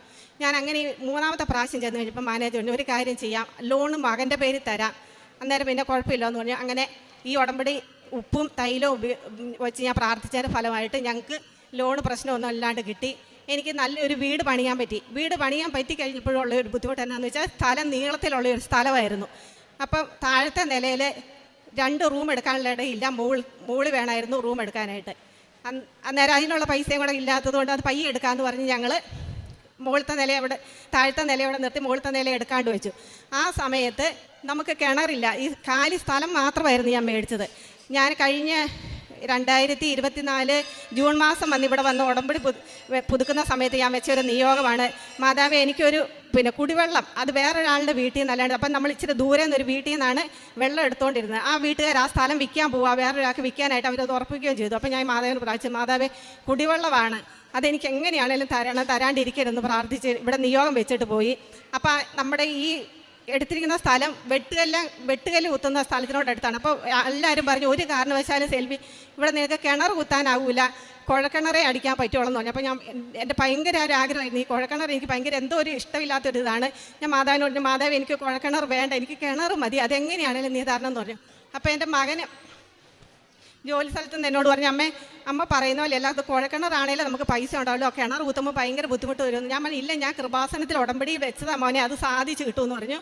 അങ്ങനെ എൻ്റെ നിർബന്ധപ്രകാരം കഴിഞ്ഞ ഡിസംബറിൽ ആദ്യം ആശാരി വന്ന് കുറ്റി അടിച്ചു കഴിഞ്ഞപ്പോൾ 14 കോല് വെള്ളം കിട്ടും എന്ന് പറഞ്ഞ് കുറ്റി അടിച്ചിട്ട് പോയി. അപ്പോഴും എന്നോട് തന്നെ മോൻ ചോദിക്കുന്നത്, അമ്മയുടെ ഒറ്റ വിശ്വാസത്തിലാണ്, എനിക്ക് ഒരു വിശ്വാസമില്ല ഇവിടെ വെള്ളം കിട്ടുമെന്ന്, മമ്മിക്ക് ഉറപ്പുണ്ടെങ്കിൽ മാത്രം ഇത് ഇറങ്ങാവുള്ളൂ. ഞാൻ പറഞ്ഞു എടാ മാതാവ് ഒരിക്കലും നമ്മളെ കൈവിടില്ല, ഇത്രയും നടത്തിയ ദൈവത്തിന് അറിയാം, മാതാവ് അത് ദൈവത്തോട് പറഞ്ഞ് എങ്ങനെയും പ്രാർത്ഥിച്ച് നമുക്ക് മേടിച്ച് തരുമെന്ന് പറഞ്ഞ് ആ ഒരു വിശ്വാസത്തിൽ കിണർ കുത്താൻ വന്നു. ആൾ വന്നു. ഫസ്റ്റിലത്തെ ദിവസം ഹിറ്റാച്ചി കൊണ്ട് ഇങ്ങനെ കുറച്ചവരിങ്ങനെ മാന്തി അവരെ കൊണ്ട് മാന്തുന്ന പറ്റത്തില്ല. ഇപ്പം എനിക്കത് പറയാൻ അറിയത്തില്ല, എന്നാ ചീനച്ചട്ടി കല്ലെന്നോ അങ്ങനെ എന്തോ ഒരു കല്ലാണ് അവർ കണ്ടു. അവരന്നേരം പറഞ്ഞ് ചേച്ചി ഇത് എങ്ങനെയാണെന്ന് അറിയത്തില്ല, ഇതിനിപ്പോൾ നമ്മുടെ കയ്യിലല്ല, പണിക്കാരുടെ ആരുടെയും കയ്യിലല്ല ഈ സംഭവം ഇരിക്കുന്നത്, ഇതിന് ദൈവത്തിൻ്റെ കയ്യിൽ മാത്രമാണ് ഇരിക്കുന്നത്. അന്നേരം ഞാൻ ഇങ്ങനെ എൻ്റെ കണ്ണിക്കൂടെ രണ്ടും കൂടെ ഇങ്ങനെ ഞാൻ പൊട്ടി കരയുവാണ്, അവിടെ തിന്നാൻ നിന്നിട്ട് കരയുവാണ്. എൻ്റെ മാതാവ് ഞാനിനി എന്നാ ചെയ്യേണ്ടത്, ഒരാളില്ല ആശ്രയത്തിന്. ഞാൻ ഇങ്ങനെ പറഞ്ഞു, മാതാവേ നിനക്ക് മാത്രമേ പറ്റുള്ളൂ, കാരണം ഇത്രേ തുകയും നമ്മുടെ കയ്യിലുള്ളൂ, ഇതിനെന്ത് ചെയ്യണം നമുക്കറിയില്ല. അതായത് നമുക്ക് 7.5 സെൻറ്റ് സ്ഥലമാണ് മേടിച്ചിരിക്കുന്നത്. ആ 7 സെൻറ്റ് സ്ഥലത്തിൻ്റെ അകത്ത് ഈ മണ്ണാണ് എടുത്ത് നമ്മൾ വേറൊരു കുഴിക്കാത്തോട്ടാണ്, തൊട്ടപ്പുറത്തൊരു വെട്ടുവെല്ലാം കുഴിയാണ്, അങ്ങോട്ടാണ് ഇടുന്നത്. ഇത് മൂടാനും പറ്റിയാൽ ഒന്നും പറ്റാത്ത അവസ്ഥ തരാമെന്ന് പറഞ്ഞ് പ്രാർത്ഥിച്ചു. പെട്ടെന്ന് എനിക്ക് ഓർമ്മ കിട്ടി, ഇവിടുന്ന് ഉടമ്പടി തൈൽ എടുത്തുകൊണ്ട് ഞാൻ കൊടുത്തിട്ട് ഞാൻ പറഞ്ഞു ഇത്. അപ്പോൾ എനിക്ക് ഇറങ്ങാൻ പറ്റുന്ന താഴ്ചയിൽ അതിലും കുറച്ചുകൂടി അങ്ങ് താന്നായിരുന്നു കിറ്റാച്ചിയോട് മാതിപ്പം തന്നെ. എന്നിട്ട് ഞാൻ പറഞ്ഞു നിങ്ങളൊന്ന് ഈ ഉടമ്പടി തൈൽ എടുത്തിട്ട് കുരിച്ച് വരയ്ക്കുക, ഞാൻ ഇവിടുന്ന് മുട്ടുകുത്തി പ്രാർത്ഥിക്കാമെന്ന് പറഞ്ഞു. അങ്ങനെ പ്രാർത്ഥിച്ചു. പിന്നെ ഈ മിഷ്യൻ വെച്ച് എനിക്കത് പറയാൻ തന്നെ കംപ്രസർ അങ്ങനെ എന്തോ ഒരു സാധനം വെച്ച് എല്ലാ ദിവസവും ഇതുപോലെ തന്നെ അവർ തൈലം വെച്ച് കുരിശ് വരയ്ക്കും, ഞാൻ മുട്ടുകുത്തി എന്ന് പ്രാർത്ഥിക്കും. അങ്ങനെ ഈ കിണർ കുത്തിക്കൊണ്ട് നിന്ന സമയത്താണ് കഴിഞ്ഞ ഡിസംബറിൽ മഴ പെയ്യുന്നത്. ഭയങ്കര മഴ പെയ്തു. അപ്പം കിണർ കുത്തങ്ങ് നിർത്തി വെച്ചു. കുറച്ച് വെള്ളമൊക്കെ കണ്ടു കഴിഞ്ഞപ്പോൾ ഞങ്ങൾ ഭയങ്കരമായിട്ട് സന്തോഷിച്ചു. എന്നാൽ ഇത് വെള്ളം കിട്ടിയതായിരിക്കും എന്ന് ഓർത്ത് സന്തോഷിച്ച് കഴിഞ്ഞപ്പോഴാണ് പിന്നെ മഴ മാറിക്കഴിഞ്ഞപ്പം വെള്ളമില്ല. പിന്നെ ഇവർ പണിക്കാർ വന്ന് കുത്തി 10 കോലും ഈ മിഷ്യൻ വെച്ച് കുത്തുന്നുണ്ട്. ആ സമയത്ത് എൻ്റെ മോന് ചിക്കൻ ബോക്സ് ആയിട്ട് ജോലി സ്ഥലത്തുനിന്ന് വന്നവൻ വീട്ടിലുണ്ട്. അവന് ഓരോ ദിവസം അപ്പം എനിക്ക് സ്വന്തമായിട്ട് കടയാണ് എടൂര്. ഞാൻ ഈ ജോലി ചെയ്ത കടയിൽ നിന്ന് മാറിയിട്ട് സ്വന്തമായിട്ട് ഒരു കട വയ്ക്കാനൊക്കെ മാതാവ് എനിക്ക് കൃപ തന്നായിരുന്നു ഇതിൻ്റെ ഇടയ്ക്ക്. അപ്പം ഞാൻ അവിടെ നിൽക്കുന്ന സമയത്ത് ഒരു ദിവസം കൊച്ചനോട് അമ്മേ 10 കോല് താന്നു. 10 കോല് താന്നിട്ട് മമ്മി എന്താ പറയുന്നത്, പൊടി മണ്ണാണ് വരുന്നത്, അല്ലാണ്ട് വേറെ ഒന്നും കാണുന്നില്ല. അമ്മ എനിക്ക് പേടിയാണ്, കയ്യിലെ പൈസയും തീർന്നു, ഇനി എന്ത് ചെയ്യണം എന്നറിയത്തില്ല. അപ്പം ആ കടയിലൊരു നമുക്ക് ഭക്ഷണം കഴിക്കാനായിട്ട് ചെറിയൊരു റൂമുണ്ട്. കടയുടെ പുറത്ത് നിന്ന് കരഞ്ഞിട്ടുണ്ടെങ്കിൽ ജനം കാണും, എന്താ കരയുന്നത് ചോദിക്കുക. അപ്പോൾ അവർക്കോട് ഇത് പറയുമ്പോൾ അവർക്ക് ചിലപ്പോൾ ഒരു പുച്ഛം തോന്നുള്ളൂ. ഞാൻ വേഗം ഈ കാശുരൂപം കൊണ്ട് ആ കടയ്ക്കകത്ത് കയറുന്നിട്ട് ഞാനൊരു ആദ്യമായിട്ടാണ് അത്രയും ചങ്ക് പൊട്ടി ഞാൻ കരയുന്നത്. എൻ്റെ മാതാവേ എന്ത് ചെയ്യണമെന്ന് അറിയത്തില്ല. വീടിൻ്റെ തൊട്ട് മുറ്റത്താണ് ഈ കുഴി, ഇത്രയും 10 കോല് താന്ന ആ കുഴി, അതിന് എങ്ങനെ ഞാൻ മൂടാണ്ടിരിക്കും, എന്ത് ചെയ്യണം, നിനക്ക് മാത്രമേ എൻ്റെ മോനെ രക്ഷിക്കാൻ പറ്റുള്ളൂ, നിന്നിൽ വിശ്വസിച്ചിട്ടാണ് ഞാനിത് പോകുന്നത്. എനിക്കറിയത്തില്ല ഞാൻ അന്നെന്തെല്ലാം എൻ്റെ അമ്മയോട് പറയുന്ന പോലെ തന്നെ, എൻ്റെ മരിച്ചുപോയ അമ്മയോട് ഞാനൊരു ആവലാതി പറയുന്ന പോലെ തന്നെ കുറേ ഞാൻ കരഞ്ഞു പ്രാർത്ഥിച്ചു. ഈ കാശിനും എൻ്റെ കയ്യിൽ ഞാൻ ഇങ്ങനെ മുറുകെ പിടിച്ചിട്ടുണ്ടായിരുന്നു. തിരിച്ച് ഞാൻ വീട്ടിൽ വരുമ്പോൾ കൊച്ചു പറഞ്ഞ് പണിക്കാർ പോയി മമ്മി എന്ന് പറഞ്ഞു. ഞാൻ നോക്കുമ്പോൾ നമ്മുടെ കണ്ണിൻ്റെ അത്ര വലിപ്പത്തിൽ ഒരു ശകലം വെള്ളം അതിൻ്റെ അടിയിൽ കാണുന്നുണ്ട്. ഞാൻ പറഞ്ഞു മോനെ ഇതല്ലേ വെള്ളം. അപ്പോൾ അവൻ പറഞ്ഞു എല്ലാ ദിവസവും ഇങ്ങനെയുണ്ട് മമ്മി, ഇത് രാവിലെ ആകുമ്പോഴത്തേനും അങ്ങ് വലിഞ്ഞു പോകുമെന്ന് പറഞ്ഞു. ഞാൻ പറഞ്ഞു ആയിക്കോട്ടെ എന്ന് പറഞ്ഞ് കുരിശ് വരയ്ക്കുന്ന സമയത്തൊക്കെ ഞാൻ എൻ്റെ ഉള്ളിൽ കരഞ്ഞുണ്ട്. അപ്പോൾ ഇവന് കരയുന്ന അത്ര ഇഷ്ടപ്പെടുകയില്ല കുരിശ് വരയ്ക്കുന്ന സമയത്ത്. അത് കഴിഞ്ഞിട്ട് ഇവൻ കിടന്ന സമയത്ത് ഞാൻ ഇങ്ങനെ ഇരുന്ന് പ്രാർത്ഥിച്ച് കരയും, എൻ്റെ മാതാവേ എങ്ങനെയെങ്കിലും 2 ദിവസം കൊണ്ട് വെള്ളം കാണണമെന്ന് പറഞ്ഞു പ്രാർത്ഥിച്ച് ഞങ്ങൾ കിടന്നുറങ്ങി. ഇപ്പോൾ ഈ പണിയുന്ന ആൾക്കാർ അവർ രാവിലെ 6 മണിക്ക് വരും. 6 മണിക്ക് വന്നിട്ട് ഈ കിണറിൻ്റെ അകത്ത് ഇങ്ങനെ ഒരു ലൈറ്റൊക്കെ ഇട്ട് വെച്ചിട്ടുണ്ട്, അവർ വെട്ടം കാണാൻ വേണ്ടി. അത്ര രാവിലെ വന്നിട്ടാണ് അവർ കിണർ കുത്തുന്നത്. അവർ വന്നു കഴിഞ്ഞാൽ അവരെന്നെ തട്ടി വിളിച്ചു. അപ്പം ഞാനോർത്ത് ബ്രേക്ക് ഇറങ്ങാൻ താന്നു പോയിട്ടാണെന്ന് ഓർത്ത് ഞാൻ ചെന്ന് നോക്കിക്കഴിഞ്ഞപ്പോൾ 2 കോൽ നിറച്ച് വെള്ളമുണ്ടായിരുന്നു ആ കിണറ്റിൽ. ഒരു തുള്ളി വെള്ളമില്ലാണ്ടിരുന്ന കിണറ്റിൽ 2 കോൽ നിറച്ച് വെള്ളം. അത്രയ്ക്ക് അമ്മ മാതാവിൻ്റെ ഒരു അത്ഭുതം അല്ലാണ്ട് വേറെ യാതൊന്നുമല്ല. കാരണം പണിക്കാർ കുത്തിപ്പോയ സമയത്ത് ഒരു തുള്ളി വെള്ളം കാണാണ്ട് പോയി അവർ 11:30 ആയപ്പോൾ പണി നിർത്തി പോകുമ്പോൾ ഒരു തുള്ളി വെള്ളമില്ല. രാത്രി 6:15 ഞാൻ കട അടച്ച് വരുമ്പോൾ ഞാനൊരു കണ്ണിൻ്റെ അത്രയും വലിപ്പത്തിലൊരു വെള്ളം കണ്ടു. അത് സാധാരണ ആ ഒരു സമയമാകുമ്പോൾ അങ്ങനെ ഉള്ളതായിരുന്നു. അന്ന് രാത്രി നേരം വെളുത്തി പണിക്കാർ വരുമ്പോൾ 2 കോൽ വെച്ച് വെള്ളമാണ്. അതേപ്പം തന്നെ കിണർ ഇടിയുകയും ചെയ്തിട്ടുണ്ടായിരുന്നു. ഇടിഞ്ഞു കഴിഞ്ഞ് അന്ന് തന്നെ അവർ കല്ലിറക്കി തന്നു, കിണർ കെട്ടി. ഞങ്ങൾക്ക് ആവശ്യത്തിന് മിച്ചമുള്ള വെള്ളം തന്ന് അമ്മ മാതാവ് അനുഗ്രഹിച്ചു. അതുപോലെ തന്നെ ഞാൻ പറഞ്ഞില്ല, താഴത്തെ ഒരു നിലയുണ്ടായിരുന്നു. അപ്പോൾ ഒരു നിലയുടെ പണിയാണ് പൂർത്തിയായിട്ടുണ്ടായിരുന്നു. ആ ഒരു നിലയിൽ ഒരു റൂമേ ഉണ്ടായിരുന്നുള്ളൂ. അപ്പം ഞാൻ എപ്പോഴും പ്രാർത്ഥിക്കായിരുന്നു. കഴിഞ്ഞ പ്രാവശ്യത്തെ നിയോഗത്തിന് ഇവിടെ വന്നു കഴിഞ്ഞപ്പോൾ പുതുക്കുന്ന സമയത്ത് ഞാൻ വെച്ചായിരുന്നു, അമ്മ മാതാവേ എനിക്ക് മുകളിൽ ഒരു റൂം എടുക്കാനുള്ള ഒരു റൂമും കൂടെ എടുക്കാനുള്ള ഒരു കൃപ തരണമെന്ന് ഞാൻ പ്രാർത്ഥിച്ചായിരുന്നു. പക്ഷേ അമ്മ മാതാവ് എനിക്ക് 2 റൂം എടുക്കാനുള്ള കൃപ തന്ന് അനുഗ്രഹിച്ചു. അത് ഞാനിങ്ങനെ കാശ് രൂപം വെച്ചിട്ടാണ് പ്രാർത്ഥിച്ചുകൊണ്ടിരുന്നത്. അതുപോലെ ഉപ്പ് നിറങ്ങിയിട്ട് ഞാൻ വിശ്വാസ പ്രമാണം ചൊല്ലി, കാരണം എന്തെങ്കിലും തടസ്സം ഉണ്ടെങ്കിൽ അമ്മ മാതാവ് അത് മാറ്റി തരണമെന്ന് പ്രാർത്ഥിക്കുമായിരുന്നു. കാരുണ്യ പ്രവർത്തികൾ ഞാൻ ചെയ്യുന്നത് പത്രം കൊണ്ടുവന്നിട്ട് ഞാൻ ജോലി ചെയ്യുന്നത് എടൂരാണ്. അപ്പോൾ എടൂരുള്ള കടകളിൽ, ഇരിട്ടിയിലുള്ള കടകളിൽ ഞാൻ വിതരണം ചെയ്യുമായിരുന്നു. പിന്നെ കിടപ്പ് രോഗികളായിട്ടുള്ളവരെ പോയി കാണും. പിന്നെ പാവപ്പെട്ടവരുള്ളവർക്ക് വസ്ത്രങ്ങൾ കൊടുത്ത് സഹായിക്കും. അതാണ്. പിന്നെ എൻ്റെ ജീവിതത്തിൽ ഈ ഉടമ്പടിയിലൂടെ എൻ്റെ ജീവിതത്തിൽ വന്ന ഏറ്റവും വലിയൊരു അനുഗ്രഹം എന്താണെന്ന് വെച്ചാൽ, എനിക്ക് പെട്ടെന്ന് ദേഷ്യം വരുമായിരുന്നു.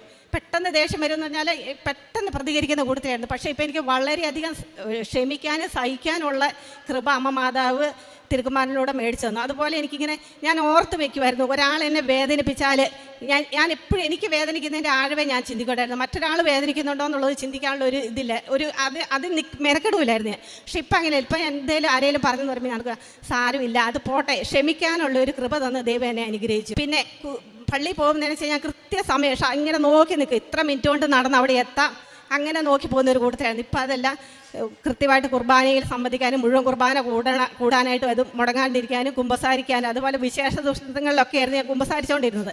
ഇപ്പം അതിൽ മാസത്തിൽ ഒന്നെങ്കിലും, അതിൽ കൂടുതലല്ലാണ്ട് ഒന്നെങ്കിലും കുമ്പസാരിച്ച് കുർബാന സ്വീകരിക്കാനുള്ള ഇത് ഞാൻ കണ്ടെത്തുന്നുണ്ട്. കോടാനുകോടി നന്ദി പറയുന്നത്, എന്നെ കഴിഞ്ഞ 4 വർഷമായിട്ട് എൻ്റെ ജീവിതത്തിൽ പുറകോട്ട് തിരിഞ്ഞു നോക്കിയാൽ എൻ്റെ കാൽപ്പാടുകളോ കാണാൻ ഒരിക്കലിടത്തും ഉണ്ടാകില്ലെന്ന് എനിക്ക് ഉറപ്പുണ്ട്. കാരണം അമ്മ മാതാവിൻ്റെ മധ്യസ്ഥതയിൽ ഞാനും എൻ്റെ മോനും തിരുക്കുമാരൻ്റെ കൈകളിൽ അത്രയ്ക്ക് ഭദ്രമായിരുന്നു. ഞങ്ങൾക്ക് വേണ്ടി നടന്നതും സംസാരിച്ചതും എല്ലാ കാര്യങ്ങളും ചെയ്തുകൊണ്ടിരുന്നത് ഈശോ ആയിരുന്നു. കോടാനുകൂടിക്കുന്നവനും വരുവാനിരിക്കുന്നവനും സർവശക്തനുമായ എൻ്റെ യേശു നമ്പുരാന് 1000 കോടി നന്ദി.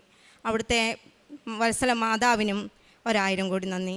ദൈവത്തിനും പരിശുദ്ധാത്മാവിനും എന്നും എന്നേക്കും സ്തുതിയും ആരാധനയും പുകഴ്ചയും. ഞാൻ ശ്രീലതാദാസൻ കൂത്താട്ടുകുളത്തുനിന്ന് വരുന്നു. ഇതെൻ്റെ മോനാണ് ഹരീഷ്.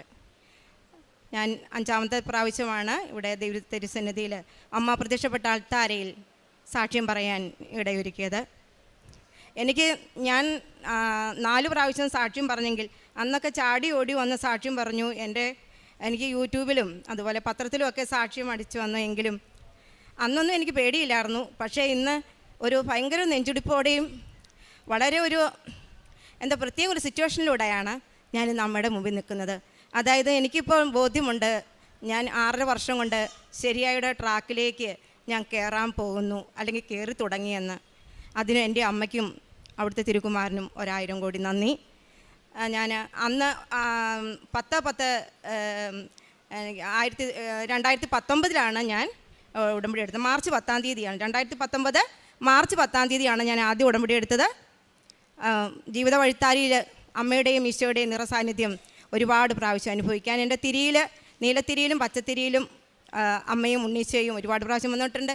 ക്രൂശിതനായ ഈശോ എൻ്റെ പച്ചത്തിരിയിൽ ഇങ്ങനെ കിടക്കുമ്പോൾ അത് കാണുമ്പോൾ അത് മാത്രം മതി എൻ്റെ സഹനങ്ങളെല്ലാം ആ പാദത്തിൽ അർപ്പിച്ച് എനിക്ക് ഓരോ ദിവസവും തരണം ചെയ്യുവാൻ.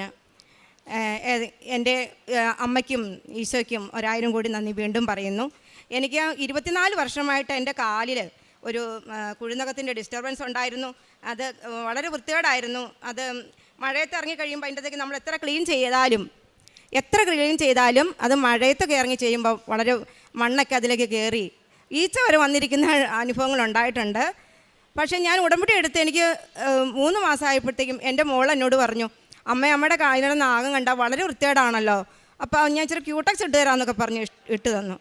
അത് എനിക്കറിയില്ല, ഒരാഴ്ച കഴിഞ്ഞപ്പോഴത്തേക്ക് ഞാൻ നോക്കിയപ്പോൾ അതേ ആ നഖം ഞാൻ വളരെയധികം ട്രീറ്റ്മെൻറ്റ് ചെയ്തതാണ്, ഒത്തിരി ശുശ്രൂഷയൊക്കെ ചെയ്തതാണ്. പക്ഷേ അന്നൊന്നും എനിക്ക് ക്യൂറാകാത്ത ആ നഖം എങ്ങനെ വളരെ വൃത്തിയായിട്ട് ഇടത്തുകാലിൻ്റെ പോലെ അതിലും നന്നായിട്ട് വലതുകാലിൻ്റെ തള്ളവിരലിൻ്റെ നഖം എനിക്ക് പരിശുദ്ധ അമ്മ എനിക്ക് എന്നെ അനുഗ്രഹിച്ചു. അതിന് അമ്മയ്ക്ക് 1000 നന്ദി. പിന്നെ ഞാനൊരു വീട്ടിൽ ട്യൂഷൻ പഠിപ്പിക്കുന്ന ഒരു ചെറിയ അമ്മയുടെ പ്രേക്ഷിത വേല ചെയ്യുന്ന ഒരു ആളാണ്. അമ്മേനെ പ്രാർത്ഥിച്ചുകൊണ്ടാണ്, അമ്മയുടെ പ്രദക്ഷിണ പ്രാർത്ഥനയാണ് അവർ കയറി വരുമ്പോഴേ ചൊല്ലിക്കൊണ്ട് വരുന്നത്. ജാതി മത ഭേദവും ഒന്നും നോക്കാതെ അവർക്ക് ഒത്തിരി ക്യൂറുകളെല്ലാം അമ്മ അവർക്ക് കൊടുത്തിട്ടുണ്ട്. ഒന്നും വയറുവേദന, പല്ലുവേദന ഇങ്ങനെയൊക്കെ പറഞ്ഞുകൊണ്ട് വരുമ്പോൾ അങ്ങനെ ഞാൻ തൈലം കൊടുത്തും ഒക്കെ അവർക്കത് ഉണ്ടാവും. അവർക്ക് ഒരു വലിയ വിശ്വാസമാണ്. അത് ഞാനിവിടെ പറഞ്ഞിട്ടില്ലായിരുന്നു. ദൈവത്തിന് നന്ദി.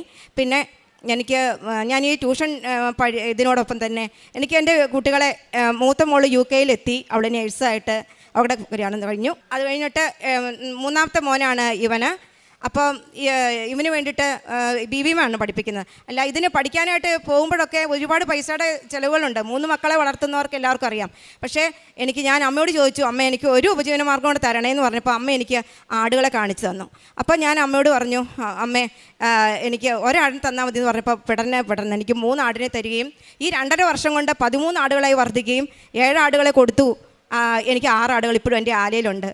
അതുപോലെ വചനത്തിൽ പറഞ്ഞിട്ടുണ്ട്, പ്രഭാഷകൻ്റെ പുസ്തകത്തിലാണെന്നാണ് എൻ്റെ ഓർമ്മ, നീ ആടുകളെ വളർത്തുമ്പോൾ നിനക്ക് ആവശ്യത്തിന് പാലും നിൻ്റെ വേലക്കാർക്ക് കൊടുക്കാനുള്ള കൂലിയും നിനക്ക് അതിൽ നിന്ന് കിട്ടുന്നത്.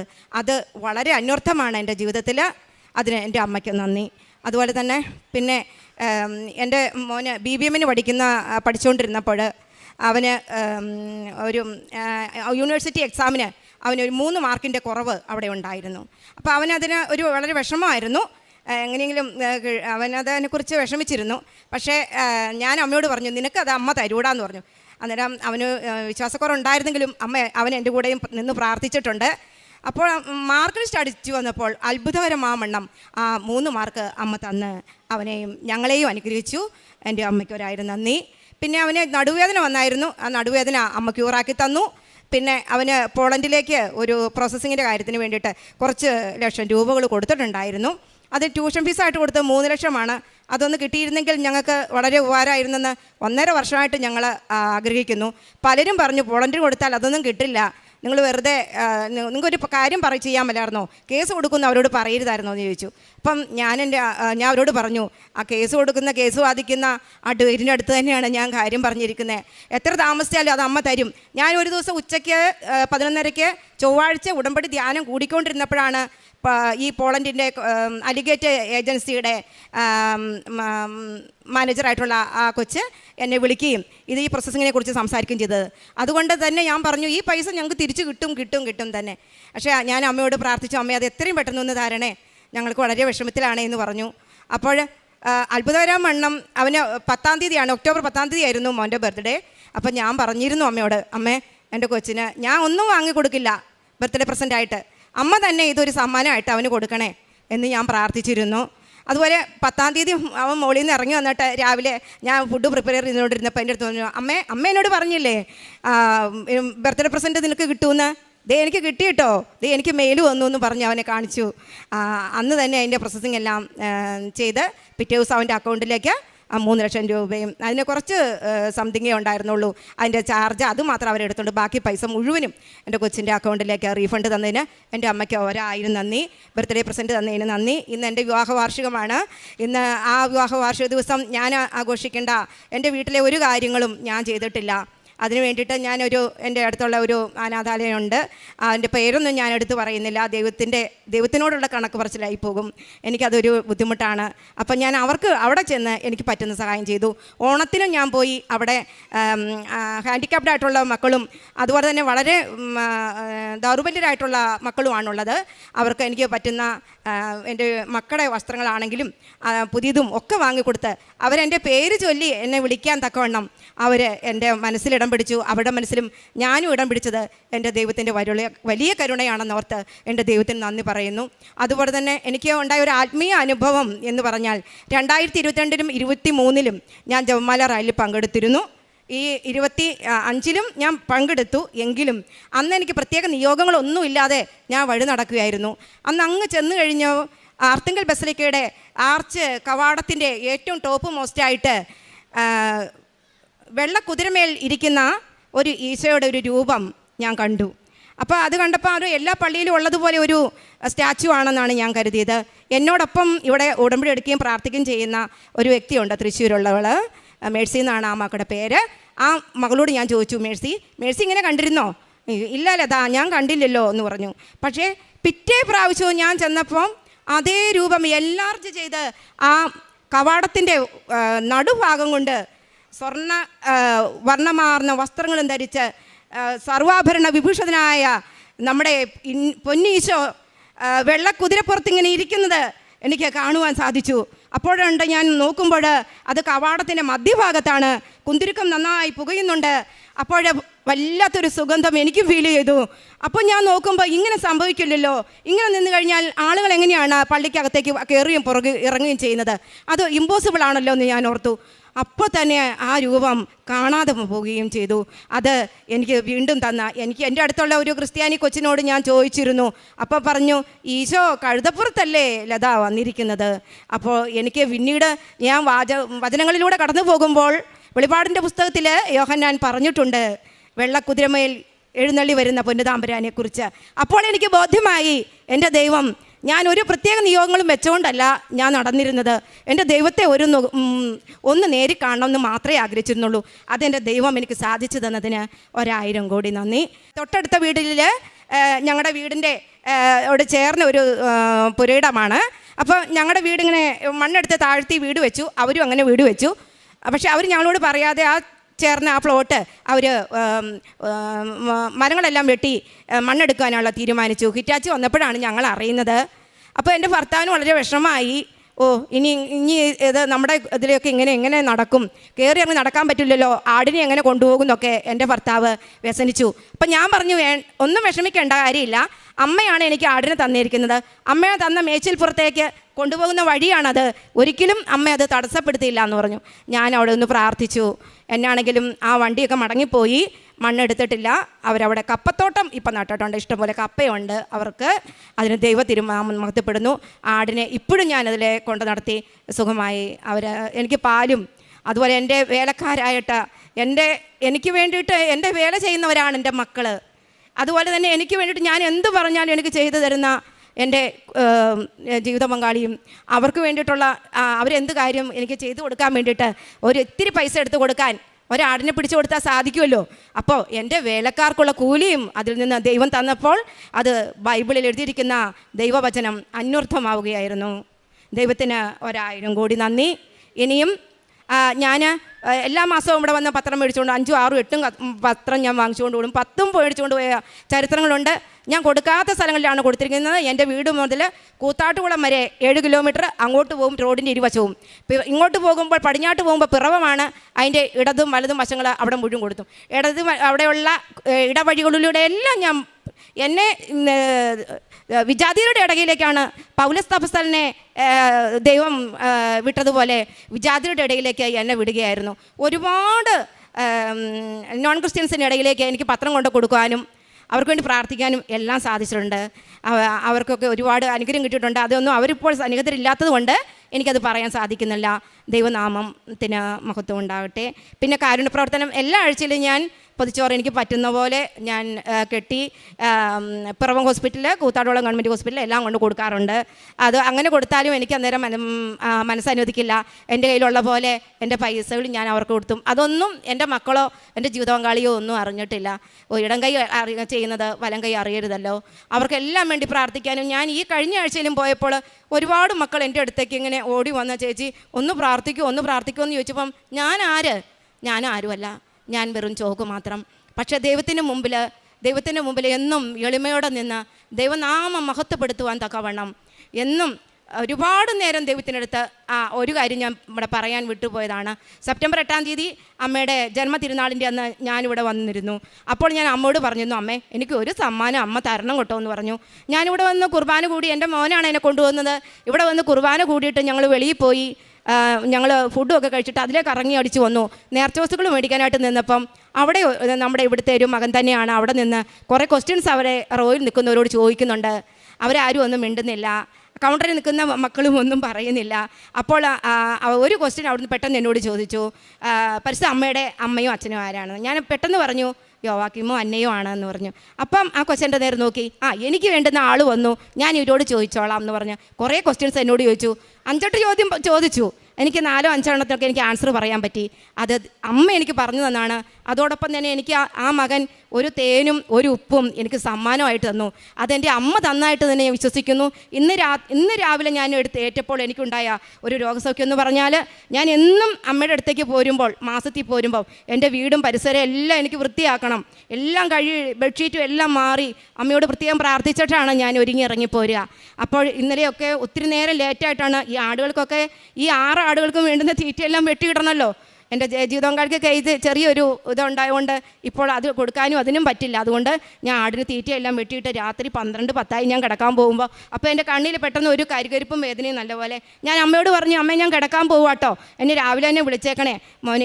ഞങ്ങൾക്ക് 5 മണിക്ക് അല്ലെങ്കിൽ 5:30 ഇവിടുന്ന് ഇറങ്ങിയെങ്കിലേ അവിടെ കൃപാസനം അച്ഛൻ നടത്തുന്ന ധ്യാനം കൂടണം, പിന്നെ എനിക്ക് കുർബാന കൂടണം, ശേഷം സാക്ഷ്യം എനിക്ക് അവിടെ ഇരുന്ന് എഴുതിയിട്ട് വേണം എനിക്ക് ഭക്ഷണമൊക്കെ കഴിച്ചിട്ടും പറയാനായിട്ട്. അതുകൊണ്ട് ഞാൻ കിടക്കട്ടെ അമ്മയെന്ന് ചോദിച്ചിട്ട് കിടന്നു.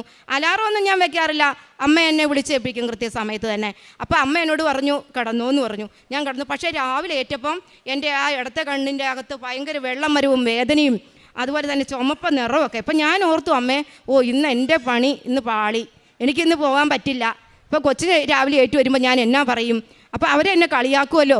അമ്മ പോകാനായിട്ട് 9-ാം തീയതി ഇന്ന് എൻ്റെ വിവാഹ വാർഷികമാണെന്ന്. ഇന്ന് ആ ദിവസത്തിൽ ഞാൻ ദൈവനാമത്തിന് മഹത്വം നേരുന്നു. അപ്പോൾ ഞാൻ അവനോട് പറയുകയാണ് ചെയ്തത്, മോനെ. അപ്പം ഞാൻ അവനോട് വിളിച്ചൊന്നും പറഞ്ഞില്ല, മുകളിൽ കിടക്കുവാണെങ്കിൽ ഞാൻ വിളിച്ചൊന്നും പറയാൻ പോയില്ല. അവൻ രാവിലെ ഇറങ്ങി വന്നപ്പോഴത്തേക്കും ഞാൻ അപ്പോഴേ വന്നപ്പോഴേ ചെയ്ത കാര്യം, എനിക്ക് പരിശുദ്ധ അമ്മ തന്ന തേനും ഉപ്പും ഉണ്ടല്ലോ, അത് ഈശോയുടെ ഒരു ദിവ്യകാരുണ്യ ഫോട്ടോ ഞാൻ മേടിച്ച് വെച്ചിട്ടുണ്ട്. അതിൻ്റെ മുമ്പിൽ ഞാൻ ചേർത്ത് വെച്ചിട്ടുണ്ട്. ഈശോയുടെ അടുത്തേക്ക് മുട്ടുമേ ചേർന്ന് നിന്നിട്ട് ഞാൻ പറഞ്ഞു, ഈശോയെ എനിക്ക് ഇതിനൊന്ന് സൗഖ്യം തരണേ എന്നും പറഞ്ഞുകൊണ്ട് ഈശോയുടെ അടുത്ത് നിന്ന് പ്രത്യക്ഷീകരണ പ്രാർത്ഥന ചൊല്ലി. അമ്മ അപ്പുറം ഇരിക്കുന്നുണ്ട്, അമ്മ എന്നെ ഇടം കെട്ടിയിട്ട് നോക്കുന്നുണ്ട്. ഞാൻ ഈശോയോട് പറഞ്ഞു, ഈശോ ഞാൻ ഈ തേനിൽ നിന്ന് ഒരു തുള്ളി എടുത്തു, ആ ഉപ്പിൽ നിന്നും ഒരു തരി എടുത്ത് ചേർത്തിട്ട് എൻ്റെ കണ്ണിൻ്റെ ഇവിടെ ഞാൻ കുരിശെട്ടിൽ ഞാൻ ഒന്ന് പ്രാർത്ഥിച്ചു. എന്നിട്ട് പോയി മുഖം കഴുകി. അത്ഭുതം! ഇന്നെനിക്കത് അപ്പം തന്നെ എനിക്ക് അമ്മ രോഗസൗഖ്യം തന്നു. അല്ലെങ്കിൽ എനിക്ക് ഇങ്ങനെയും കൂടെ നിന്ന് പറയാൻ എനിക്ക് സാധിക്കുമായിരുന്നില്ല. അമ്മ തന്ന എല്ലാ അനുഗ്രഹങ്ങൾക്കും കൃപകൾക്കും 1000 കോടി നന്ദി. ആമേൻ. അമ്മയ്ക്കും തിരുകുമാരനും കോടാനുകോടി നന്ദി പറയുന്നു. ഞാൻ വരുന്നത് കരുനാഗപ്പള്ളിയിൽ നിന്നാണ്. എൻ്റെ പേര് രാജി. ഇതെൻ്റെ അച്ഛനും അമ്മയും. ഞാൻ 10-12-22 ആദ്യമായി ഉടമ്പടി എടുക്കുന്നത്. പരിശുദ്ധ അമ്മയും തിരുകുമാരനും എനിക്ക് നൽകിയ 2 രോഗസൗഖ്യത്തെക്കുറിച്ച് പറയാനാണ് ഞാൻ ആഗ്രഹിക്കുന്നത്.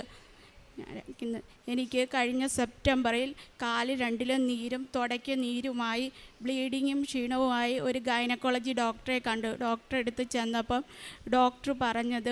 ഡോക്ടർ എന്നെ പരിശോധിച്ചപ്പം ഡോക്ടർ എൻ്റെ അടുത്ത് പരിശോധിച്ച് നോക്കിയപ്പോൾ പറഞ്ഞു, ഒരു ബയോപ്സി ചെയ്യണമല്ലോ എന്ന് ആദ്യം തന്നെ പറഞ്ഞു. അപ്പോൾ എനിക്ക് അത് കേട്ടപ്പം ഒരു പേടി പോലെ തോന്നി. മുഴയുള്ളതായിട്ട് കാണിക്കുന്നു. ഇയാളുടെ സെർവിക്കൽ ഭാഗത്ത്, അതായത് ഗർഭാശയ മുഖഭാഗത്തായിട്ട് ഒരു ബ്രൗൺ കളർ പോലെ കാണുന്നു. അത് എന്താണെന്ന് അറിയത്തില്ല എന്ന് പറഞ്ഞു. അങ്ങനെ ഡോക്ടർ എന്നെ അൾട്രാസൗണ്ട് സ്കാനിങ് ചെയ്യാനായിട്ട് പറഞ്ഞു വിട്ടു. അത് കഴിഞ്ഞ് തിരിച്ച് വന്നപ്പം ഡോക്ടർ പറഞ്ഞു, അതിനകത്ത് നോക്കിയപ്പോൾ 3 ഫൈബ്രോയിഡ് മുഴകളുണ്ട്. ഒന്ന് ഒരു ഇച്ചിരി വലിപ്പമുള്ള 5 സെൻറ്റിമീറ്ററുള്ള മുഴയാണ് എന്ന് പറഞ്ഞു. അപ്പോൾ അത് കഴിഞ്ഞ് 3 ദിവസത്തെ മരുന്ന് വെച്ചിട്ട് വരണമെന്ന് എൻ്റെ അടുത്ത് പറഞ്ഞു. അപ്പോൾ ഞാൻ അവിടെ നിന്ന്, ഞാൻ ഒറ്റയ്ക്കായിരുന്നു ഹോസ്പിറ്റലിൽ പോയത്. ഞാൻ അന്നേരം എൻ്റെ അമ്മയെ വിളിച്ചത്, എൻ്റെ അമ്മയും അച്ഛനുമാണ്. എൻ്റെ അമ്മയെ വിളിച്ച് ഞാൻ കാര്യം പറഞ്ഞു, അമ്മ ഇങ്ങനെ ഡോക്ടർ പറഞ്ഞ് എന്തോ വേണം. അന്നേരം പറഞ്ഞു, നീ എന്തിനാണ് പേടിക്കുന്നത്, നമ്മുടെ അമ്മയില്ലേ, പിന്നെ എന്തിനാണ് നീ പേടിക്കുന്നത്, നമുക്ക് കൃപാസനത്തിൽ പോയി ഉടമ്പടി പുതുക്കുക എന്ന് പറഞ്ഞു. അങ്ങനെ ഞങ്ങൾ പിറ്റേ ദിവസം തന്നെ ഇവിടെ വന്ന് എൻ്റെ ഈ സെപ്റ്റംബർ 24/9/2025 ഞാൻ വന്ന് എൻ്റെ ഉടമ്പടി പുതുക്കിയപ്പം എനിക്ക് അച്ഛനെ കാണണമെന്ന് നല്ല ആഗ്രഹമുണ്ടായിരുന്നു. അപ്പോൾ കാണാൻ പറ്റുമോ എന്ന് എനിക്കറിയത്തില്ല. പക്ഷേ ഞാൻ ഉടമ്പടി എടുത്ത് ഇറങ്ങിയപ്പോൾ തന്നെ ഇത്തിരി 3:30 ആയി സമയം. അപ്പോൾ ഞാൻ വിചാരിച്ച് അച്ഛനെ കാണാൻ എനിക്ക് പറ്റത്തില്ല എന്ന് പറഞ്ഞു. അങ്ങനെ ഞങ്ങൾ ഇവിടെ വന്നിരുന്നു. ഞങ്ങൾ 2 പേരും കൈ കോർത്ത് പിടിച്ച് കരഞ്ഞുകൊണ്ട് പ്രാർത്ഥിച്ചപ്പോൾ പിന്നെ അപ്പം ഇവിടെ ഇച്ചിരി ആൾ കുറഞ്ഞിട്ടുണ്ട്. അന്നേരം അമ്മ പറഞ്ഞ് നമുക്ക് പോയി എന്തായാലും ഈ സ്കാനിങ് റിപ്പോർട്ടൊക്കെ ആയിട്ട് ഓഫീസിൽ ചെന്നൊന്ന് സംസാരിച്ച് നോക്കാം, നീ വരാൻ പറഞ്ഞു. അങ്ങനെ എന്നെയായിട്ട് ഓഫീസിൽ ചെന്നു. ഓഫീസിൽ ചെന്നവൻ പറഞ്ഞു പെട്ടെന്ന് ചെല്ല്, ഇപ്പം അച്ഛൻ പോവും എന്ന് പറഞ്ഞു. അങ്ങനെ വന്ന് ഞങ്ങളുടെ ഒരു തുണ്ടെഴുതി തന്ന് അച്ഛനെ വന്ന് കണ്ടപ്പം പെട്ടെന്ന് തന്നെ എനിക്ക് കാണാൻ സാധിച്ചു അച്ഛനെ. അത് ഏറ്റവും വലിയൊരു അനുഗ്രഹമാണ് എൻ്റെ ജീവിതത്തിൽ. അങ്ങനെ അച്ഛൻ എൻ്റെ തലയിൽ വെച്ച് കൈ വെച്ച് പ്രാർത്ഥിച്ച് അടിവയറ്റിൽ കുരിശ് വെച്ച് പ്രാർത്ഥിച്ചിട്ട് എൻ്റെ പിന്നെ ഇത് ഈ അന്ന് തൊട്ട് എൻ്റെ കഴുത്തിലിട്ടേക്കും അതാണ്ട് ഈ കാശ് കുരിശ് അതും തന്ന്, എന്നിട്ട് സൈത്ത് പൂശാൻ തന്നിട്ട് പറഞ്ഞ് പേടിക്കണ്ട, നീ വന്ന് സാക്ഷ്യം പറയണമെന്ന് പറഞ്ഞു എൻ്റെ അടുത്ത്. ഞാൻ അങ്ങനെ അന്നേരം സൈത്ത് പൂശാൻ തന്ന് ഞാൻ അങ്ങോട്ട് നടന്ന് കരഞ്ഞുകൊണ്ട് ഞാൻ അമ്മയുടെ മുമ്പിൽ നിന്ന് കരഞ്ഞ് പ്രാർത്ഥിച്ചിട്ട്, അമ്മേ എനിക്കൊന്നും അറിയത്തില്ല, എൻ്റെ അമ്മയുടെയും എൻ്റെ ഈശോയുടെയും കരങ്ങളിൽ ഞാൻ ഏൽപ്പിച്ചിട്ട് പോവുകയെന്ന് പറഞ്ഞു. അങ്ങനെ ഞാൻ നടന്ന് ആ ഭാഗത്തോട്ടിട്ട് വൈകുന്നേരമായി. അപ്പോൾ എനിക്ക് നല്ല ഭംഗിയായിട്ട് എൻ്റെ അമ്മയുടെ ആ മുല്ലപ്പൂവിൻ്റെ മണം. അപ്പോഴത്തേനും ഞാൻ ചുറ്റും വട്ടം നോക്കി, എൻ്റെ അടുത്തെങ്ങും ആരും കാണുന്നുമില്ല. പക്ഷേ അവിടെല്ലാം മുല്ലപ്പൂ വിറ്റ് അതിൻ്റെ സമയമെല്ലാം കഴിഞ്ഞു നല്ല രീതി. അങ്ങനെ ഞാൻ ബാത്റൂമിൽ പോയി അടിവയറ്റിൽ വിശ്വാസ പ്രമാണം ചൊല്ലി സൈത്ത് പൂശി അങ്ങനെ ഞാൻ വീട്ടിൽ ചെന്ന് രാത്രി ആയപ്പോൾ ഞാനിങ്ങനെ മലന്ന് കിടന്നപ്പോൾ എൻ്റെ വയറ് ഉരുണ്ട് കയറുന്നതായിട്ട് എനിക്ക് തോന്നി. ഇവിടം വരെ ഉരുണ്ട് കയറ്. ആദ്യം ഒന്ന് എഴുന്നേറ്റ് വീണ്ടും എണ്ണിച്ച് വീണ്ടും കിടന്നപ്പോൾ എൻ്റെ വയറ് ഉരുണ്ട് മേളോട്ട് കയറാം. അങ്ങനെ ഞാൻ വിശ്വാസ പ്രമാണം ചൊല്ലി ഞാൻ ഇറങ്ങി. പിറ്റേന്ന് ദിവസം തന്നെ അമ്മ വന്ന് ഞാനും അമ്മയും കൂടെ ഡോക്ടറെ അടുത്ത് പോയിട്ട് ഡോക്ടർ അവിടെ നിന്നും മുഖത്തിൽ നിന്ന് സ്മിയർ എടുത്ത് പാസ്മിയർ ടെസ്റ്റിനായിട്ടാണ് അയക്കുന്നതെന്ന് പറഞ്ഞു. അതിനകത്ത് ഈ ക്യാൻസർ വല്ലതും ഉണ്ടോ എന്ന് നമുക്കറിയണം, അവിടെ ഒരു നിറവ്യത്യാസമായത് കൊണ്ടാ എന്ന് പറഞ്ഞു. അങ്ങനെ അത് അയച്ചു. 3-ാമത്തെ ദിവസം റിസൾട്ട് വന്ന് ഞങ്ങൾ ചെന്ന് വാങ്ങിച്ചപ്പം ഞാൻ ഇതിനെല്ലാം പോകുമ്പോൾ പിന്നെ ഇവിടുത്തെ ഉടമ്പടി തൈലം വിശ്വാസ പ്രമാണം ചൊല്ലി 7 പ്രാവശ്യം വിശ്വാസ പ്രമാണം ചൊല്ലി കുരിശ് വരച്ചതിന് ശേഷമാണ് ഞാൻ എന്ത് കാര്യത്തിനും പോത്തുകൾ. അന്ന് തൊട്ട് അച്ഛൻ തന്ന ഈ കാശ് കുരിശ് എൻ്റെ കഴുത്തിൽ നിന്ന് ഞാൻ ഊരത്തില്ല. അങ്ങനെ ചെന്നപ്പം ഡോക്ടറെ കണ്ടപ്പോൾ ഡോക്ടർ ആദ്യം എൻ്റെ അടുത്ത് ചിരിച്ച് എനിക്ക് പേടിയുണ്ടോ എന്ന് ചോദിച്ചു. ഞാൻ പറഞ്ഞു എനിക്ക് പേടിയില്ല. പക്ഷേ എനിക്ക് പേടിയില്ലെന്ന് വെച്ചാൽ എൻ്റെ ഈശോയും അമ്മയും എൻ്റെ കൂടെ ഉണ്ട്, ഞാൻ പിന്നെ എന്തിനാണ് പേടിക്കുന്നത്. അന്നേരം പറഞ്ഞ് ഇതിനകത്ത് ചെറുതായിട്ട് ഒരു ആസ്കസ് എന്ന HPV അഥവാ ഹ്യൂമൻ പാപ്പിലോമിയസ് വൈറസ് എന്നാണ് ഇത് പറയുന്നത്. ഇതിനകത്ത് ചെറുതായിട്ട് മൈൽഡ് ചേഞ്ച് രൂപത്തിലാണ് ഇത് കാണുന്നത്. ഇത് ചിലവർക്ക് ഇത് ക്യാൻസറിൻ്റെ ഒരു ചെറിയ ടെൻഡൻസി വരാനായിട്ടൊരു ചാൻസ് പോലെ ഇതിനകത്ത് കാണുന്നുണ്ടെന്ന് പറഞ്ഞു.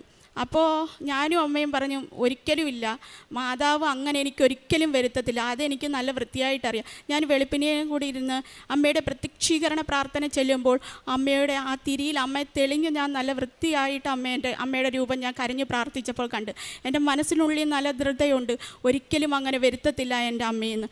അങ്ങനെ അപ്പോൾ അമ്മ പറഞ്ഞു എൻ്റെ വീടം കൊല്ലവാ. അന്നേരം അമ്മ പറഞ്ഞു നമുക്കൊരു കാര്യം ചെയ്യാം, നമുക്കൊരു ഓങ്കോളജി ഡോക്ടറെ ഒന്ന് കാണിക്കാം എന്ന് പറഞ്ഞു.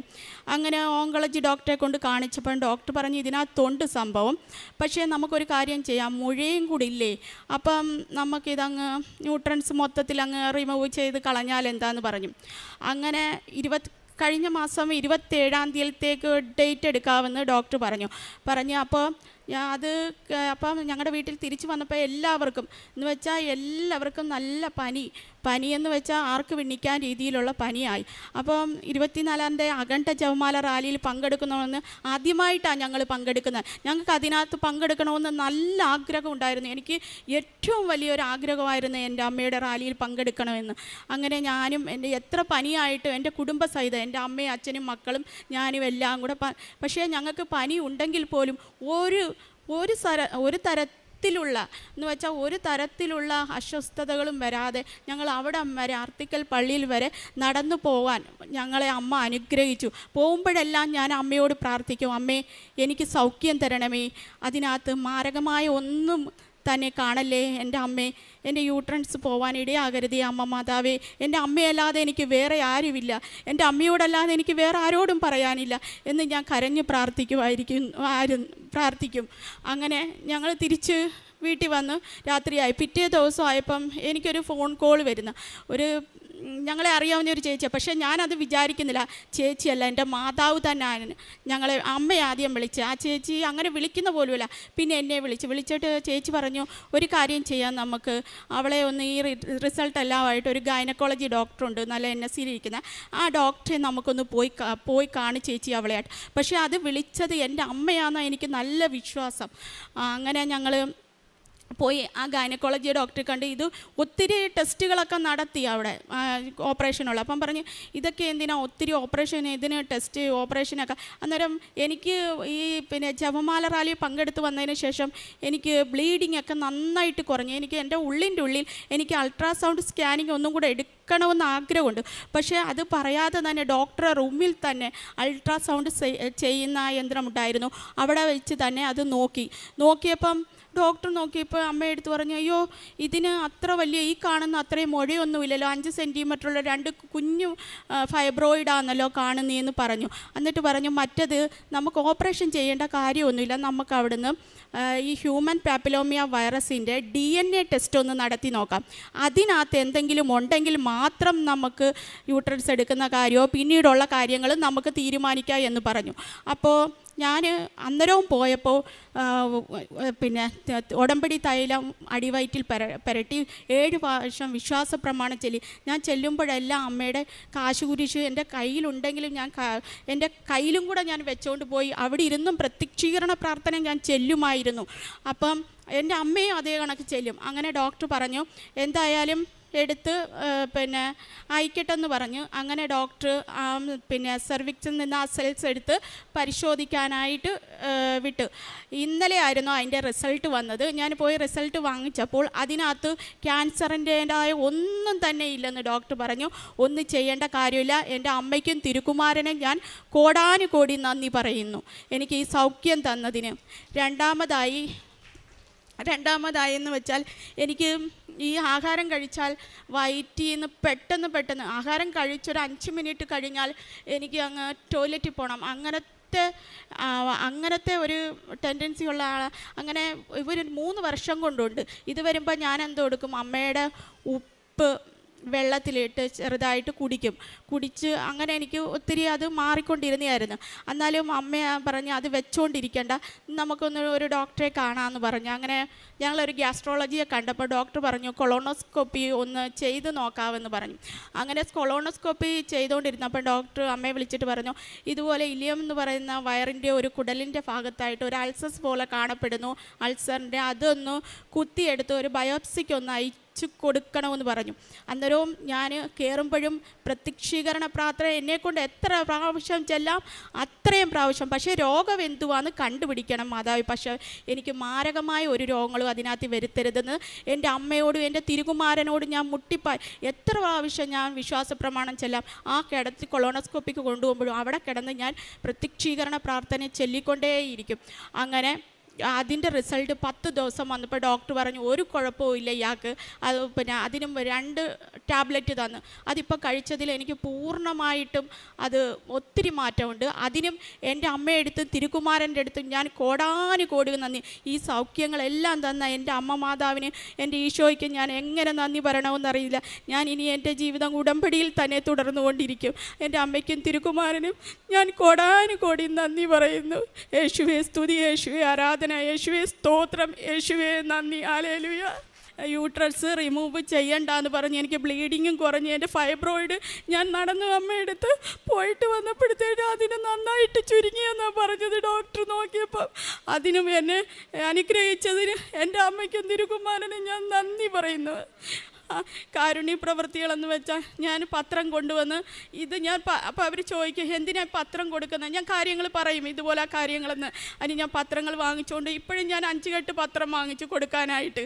പത്രങ്ങൾ, ആശുപത്രി, സ്റ്റാൻഡുകൾ, ആര് വേണ്ട അതിൻ്റെ കൂടെ കാശ് കുരിശും കൂടെ വാങ്ങിച്ചുകൊണ്ട് പോകും. ആര് വേണ്ടെന്ന് പറഞ്ഞാൽ ഇനി തന്നേരെ, നിങ്ങൾക്ക് വേണ്ടെങ്കിൽ വേണ്ട, ഞാൻ വേറെ ആൾക്ക് കൊടുത്തോളാം എന്ന് പറയും. പിന്നെ അങ്ങനെ ഞാൻ എല്ലായിടത്തും കൊണ്ടുപോയി പത്രങ്ങൾ കൊടുക്കും, പള്ളിയിൽ കൊടുക്കും, സ്റ്റാൻഡുകളിൽ കൊടുക്കും, ഹോസ്പിറ്റലിൽ അതിനായിട്ട് രാവിലെ ഞാനത് ചുമ്മാതല്ല, അത് ഞാനിരുന്ന് ഓരോന്നും വായിച്ചിട്ട് അതിനകത്ത് ഞാൻ വിശ്വാസപ്രമാണം എന്ന് എഴുതി വിശ്വാസപ്രമാണമെന്ന് എഴുതി വിശ്വാസപ്രമാണം ചൊല്ലി അതിൽ ഓരോന്നും ഞാനിരുന്ന് വായിക്കും. അതെല്ലാം വായിച്ച് നോക്കിയിട്ടേ ഞാൻ കൊടുക്കത്തുള്ളൂ. അല്ലാതെ എന്നിട്ട് ഇതിനകത്ത് ചെന്ന് എന്താ കാര്യമെന്ന് ചോദിക്കുമ്പോൾ അവരുടെ അടുത്ത് പറഞ്ഞു, ചിലവരത് വാങ്ങിക്കാൻ വിമുഖത കാണിക്കുമ്പോൾ ഞാൻ പറയും വേണ്ട, കഴിഞ്ഞ് തന്നേടെ വേറെ ആൾക്ക് കൊടുക്കാം, ഇതിന് അവകാശപ്പെട്ട ഒരു യോഗ്യതയുള്ളവരുമുണ്ട്, അവർക്ക് ഞാൻ കൊടുത്തുകൊള്ളാമെന്ന് പറയും. അങ്ങനെ പിന്നെ ഞങ്ങൾ ചോറ് വെച്ച് പള്ളികളിൽ ഇരിക്കുന്നവരും ഒക്കെ കൊടുക്കും. പിന്നെ എൻ്റെ വീട്ടിൻ്റെ അടുത്ത് അനാഥാലയമുണ്ട്, അത് പിന്നെ വയ്യാത്ത അച്ഛനമ്മമാരൊക്കെ ഉള്ളവിടെ, അവിടെ പോയി എന്നെക്കൊണ്ട് ഒക്കുന്ന രീതിയിലുള്ള പൈസകൾ ഞാൻ അവർക്ക് കൊടുക്കും, ആഹാരത്തിനുള്ള വക കൊടുക്കും, അവരുടെ കൂടെ ഒത്തിരി നേരം ഇരിക്കും, കാര്യങ്ങളൊക്കെ സംസാരിക്കും. അത് ഏറ്റവും വലിയൊരു പുണ്യമായാണ് ഞാൻ കരുതുന്നത്. ഇതെല്ലാം എൻ്റെ അമ്മയുടെയും തിരുകുമാരൻ്റെ ഒരേ അനുഗ്രഹമാണ്. എനിക്ക് ഉടമ്പടി ഇനിയും വിശ്വസ്തയോട് തുടരാൻ കഴിയണമേ എൻ്റെ മാതാവേ എന്ന് ഞാൻ മുട്ടിപ്പായി എൻ്റെ അമ്മയെടുത്തും എൻ്റെ തിരുകുമാരൻ്റെ അടുത്തും. ക്ഷയ്ക്ക് സ്തുതിയായിരിക്കട്ടെ. എൻ്റെ പേര് റീമ റാഫി, തൃശ്ശൂരിൽ നിന്നാണ്. ഒല്ലൂര് ചിയ്യാരം വിജയമാത പള്ളിയാണ് എൻ്റെ ഇടവക. ഞാൻ 2019 ആദ്യമായിട്ട് ഉടമ്പടി എടുത്തത്. അന്ന് മക്കളൊക്കെ +2 ഒക്കെ കഴിഞ്ഞ് അവരുടെ എഡ്യൂക്കേഷന് വേണ്ടിയിട്ടാണ് എടുത്തിട്ടുണ്ടായിരുന്നത്. മാതാവിൻ്റെ ഉടമ്പടി എടുത്തതിൻ്റെ ഫലമായിട്ട് മോൻ MBBS-നും മോള് മർച്ചൻ്റ് നേവിക്കും ചേർന്നു. അതിവിടെ ഞാനൊരിക്കൽ സാക്ഷ്യം പറഞ്ഞിരുന്നു. അതിനുശേഷം കോവിഡിനൊക്കെ ശേഷം ഉടമ്പടികളൊക്കെ പുതുക്കിയെങ്കിലും അത്ര ആത്മാർത്ഥമായിട്ട് എനിക്കത് കൊണ്ടു നടക്കാൻ സാധിച്ചില്ല. പിന്നീട് വീണ്ടും ഞാൻ പല പ്രാവശ്യം കഴിഞ്ഞ വർഷങ്ങളിലൊക്കെ വന്നു. അതിൻ്റെ ഇടയിൽ എനിക്ക് കുറേ അനുഗ്രഹങ്ങൾ കിട്ടി. ഇതേവരെ പറയാൻ ഞാൻ മെനക്കെട്ടില്ല. അപ്പോൾ ഈശോ വഴിയായിട്ട് കൃപാസന അമ്മ എനിക്ക് തന്ന എല്ലാ അനുഗ്രഹങ്ങൾക്കും നന്ദി പറയാനും ഈ സാക്ഷ്യം വൈകിയതിനും ഞാൻ ഈശോയോട് മാപ്പപേക്ഷിക്കുന്നു. കഴിഞ്ഞ ജനുവരിയിൽ ഞങ്ങൾ കുടുംബമായിട്ട് സഞ്ചരിച്ചു കൊണ്ടിരിക്കുമ്പോൾ ആ വാഹനം ഒരു ഇലക്ട്രിക് പോസ്റ്റിൽ ഇടിക്കുകയും അതൊരു ഭയങ്കര ഹെവി ലൈനായിരുന്നു. ആ വണ്ടി മൊത്തം തകർന്നു പോയി. 10 ലക്ഷത്തിൽ മേലേക്കാണ് അതിൻ്റെ റിപ്പയർ പറഞ്ഞത്. പക്ഷേ ഞങ്ങൾ 4 പേരും ആ വാഹനത്തിൽ നിന്ന് രക്ഷപ്പെടുകയും ആകെ തീയും പുകയൊക്കെയായിരുന്നു, ഹെവി ലൈനായിരുന്നുകൊണ്ട് മാതാവിൻ്റെ കാരുണ്യ കടാക്ഷം കൊണ്ട് ഞങ്ങൾ 4 പേരെ എങ്ങനെയോ പുറത്തേക്ക് കടന്നു. കുറച്ച് ചില്ലൊക്കെയാണ് മേത്തുണ്ടായുള്ളൂ, വേറെ കുഴപ്പങ്ങളൊന്നും ഉണ്ടായില്ല. അപ്പോഴാണ് ഞാൻ മാതാവിൻ്റെ ലോക്കറ്റ് നോക്കണേ. അപ്പം മോൻ പറഞ്ഞു, അമ്മ പേടിക്കണ്ട, എനിക്കൊന്നും പറ്റിയിട്ടില്ല, എൻ്റെ കയ്യിൽ മാതാവിൻ്റെ ലോക്കറ്റ് ഉണ്ട്. അതുകൊണ്ട് തന്നെയാണ് നമ്മൾ 4 പേരും ഇപ്പം ഇതിൻ്റെ ഉള്ളിൽ നിന്ന് പുറത്തേക്ക് വന്നതും രക്ഷപ്പെട്ടതെന്നും. അതായിരുന്നു ഇപ്പം അടുത്ത് ഉണ്ടായ ഏറ്റവും വലിയ അനുഭവം. അത് പറയാനായിട്ട് എനിക്കിതുവരെ സാധിച്ചില്ല. അതിനുശേഷം ഇപ്പം ഈ കഴിഞ്ഞ ജൂലൈയിൽ ഞാൻ ജോലിക്ക് പോണതിൻ്റെ തിരക്കിൽ രാവിലെ 6:30-ക്ക് 3 സ്റ്റൗവിലെ 3 ബർണറും ഓണായിരുന്നു. അപ്പോൾ 4 നാഴിയൊക്കെ അരി വയ്ക്കാവുന്ന 10-12 ലിറ്ററിൻ്റെ വലിയ കുക്കറും കൂട്ടാൻ കാച്ചാനുള്ള എണ്ണ ചൂടായിട്ടിരിക്കുന്നുണ്ട്, ചായ 3ാമത്തെ അടുപ്പിലുണ്ട്. അങ്ങനെ ചെയ്തുകൊണ്ടിരിക്കുന്ന സമയത്ത് ഞാൻ തൊട്ടടുത്ത് തന്നെ സിങ്കിൽ സവാള കഴുകിക്കൊണ്ടിരിക്കുകയായിരുന്നു. അപ്പോൾ എന്തോ എൻ്റെ റൈറ്റ് സൈഡിൽ ചൂട് പോലെ വന്നു. ഞാൻ നോക്കിയപ്പോൾ ആകെ പുകയും വെള്ള കളറും മഞ്ഞ് പോലെയും അങ്ങനെയൊക്കെ. എനിക്കൊന്നും മനസ്സിലായില്ല. സ്വരം കേട്ട പോലെയൊക്കെ തോന്നുന്നുണ്ട്. ഞാൻ ആകെ ബുദ്ധിമുട്ടിലായി. ഞാൻ വേഗം അടുക്കളയിൽ നിന്ന് പുറത്തേക്ക് കടന്നു. 1 മിനിറ്റ് പോലും എനിക്ക് അകത്ത് ചെരുപ്പിടാണ്ട് നടക്കാൻ പറ്റില്ല. വീഴാനൊക്കെയുള്ള ടെൻഡൻസി കൂടുതലുള്ള ആളാണ്. എങ്ങനെയാണ് ഞാൻ അതിൻ്റെ ഉള്ളിൽ നിന്ന് ഡൈനിങ് റൂമിലേക്ക് പുറത്തേക്ക് കടന്നതെന്ന് അറിയില്ല. അപ്പോൾ ഹസ്ബൻഡ് അതിൻ്റെ അപ്പുറത്തായിട്ട് കുളിച്ചുകൊണ്ടിരിക്കുന്നുണ്ട്. അപ്പോൾ ആൾ ചോദിച്ചു, എന്തിട്ട് അവിടെ സൗണ്ടും കാര്യങ്ങളൊക്കെ എന്ന് ചോദിച്ചു. ഞാൻ പറഞ്ഞു, എനിക്കറിയില്ല, വേഗം വായോ എന്ന് പറഞ്ഞു. എനിക്കൊന്നും കാണാനില്ല, ആകെ പുകയും കാര്യങ്ങളൊക്കെയാണ്. അപ്പോൾ ആൾ വന്നപ്പോൾ നോക്കിയപ്പോൾ നടക്കാൻ പറ്റുന്നില്ല ആൾക്ക്. കാരണം ഈ 10-12 ലിറ്ററിൻ്റെ വലിയ കുക്കറിലത്തെ കഞ്ഞിവെള്ളവും ആകെ പോയിട്ടുണ്ട്. എണ്ണ പാത്രം ചീഞ്ചട്ടി താഴേക്ക് വീണിട്ട് എണ്ണ മൊത്തം പോയിട്ടുണ്ട്. ഈ ചായയുടെ വെള്ളവും ആകെ പോയിട്ടുണ്ട്. സ്റ്റവൊക്കെ ഓഫായിട്ടുണ്ട് തന്നെ. അപ്പോൾ ആൾക്ക് നടന്നിട്ട് എൻ്റെ അടുത്തേക്ക് എത്തിയിട്ട് എന്തുട്ടാന്ന് ചോദിച്ചപ്പോഴാണ് ഞാൻ പറഞ്ഞത്, എന്തായാലും സിലിണ്ടർ ഓഫ് എന്തുട്ടുണ്ടായെന്ന് അറിയില്ല എന്ന്.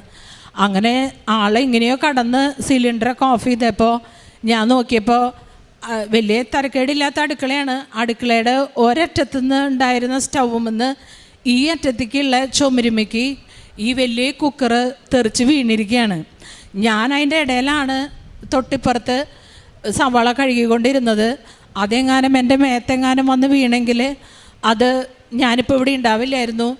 അപ്പോൾ ഞാൻ എങ്ങനെയാണ് ഈ വഴുക്കലിൻ്റെ ഇടയിൽ നിന്ന് അവിടെ നിന്ന് രക്ഷപ്പെട്ടതെന്നും വീഴാണ്ടും ഈ ബുദ്ധിമുട്ടിൽ നിന്ന് ഒഴിവായെന്നും എനിക്ക് അത്ഭുതമാണ്. ഞാൻ നോക്കിയപ്പോഴാണ് എൻ്റെ വെന്തിങ്ങമ്മേ മാതാവിൻ്റെ ലോക്കറ്റ് അപ്പോഴും ഉണ്ടായിരുന്നു.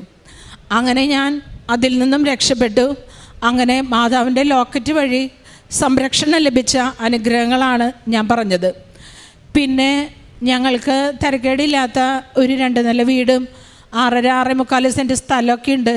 അപ്പം ഞങ്ങൾ ഒരിക്കലും പ്രതീക്ഷിച്ചിട്ടില്ല ഇനിയൊരു സ്ഥലം മേടിക്കണമെന്നോ വീട് പണിയണമെന്നോ ഒന്നും. കാരണം പിള്ളേർ പഠിപ്പൊക്കെ കഴിയാറായി, കല്യാണ കാര്യങ്ങളൊക്കെ ആയി തുടങ്ങി.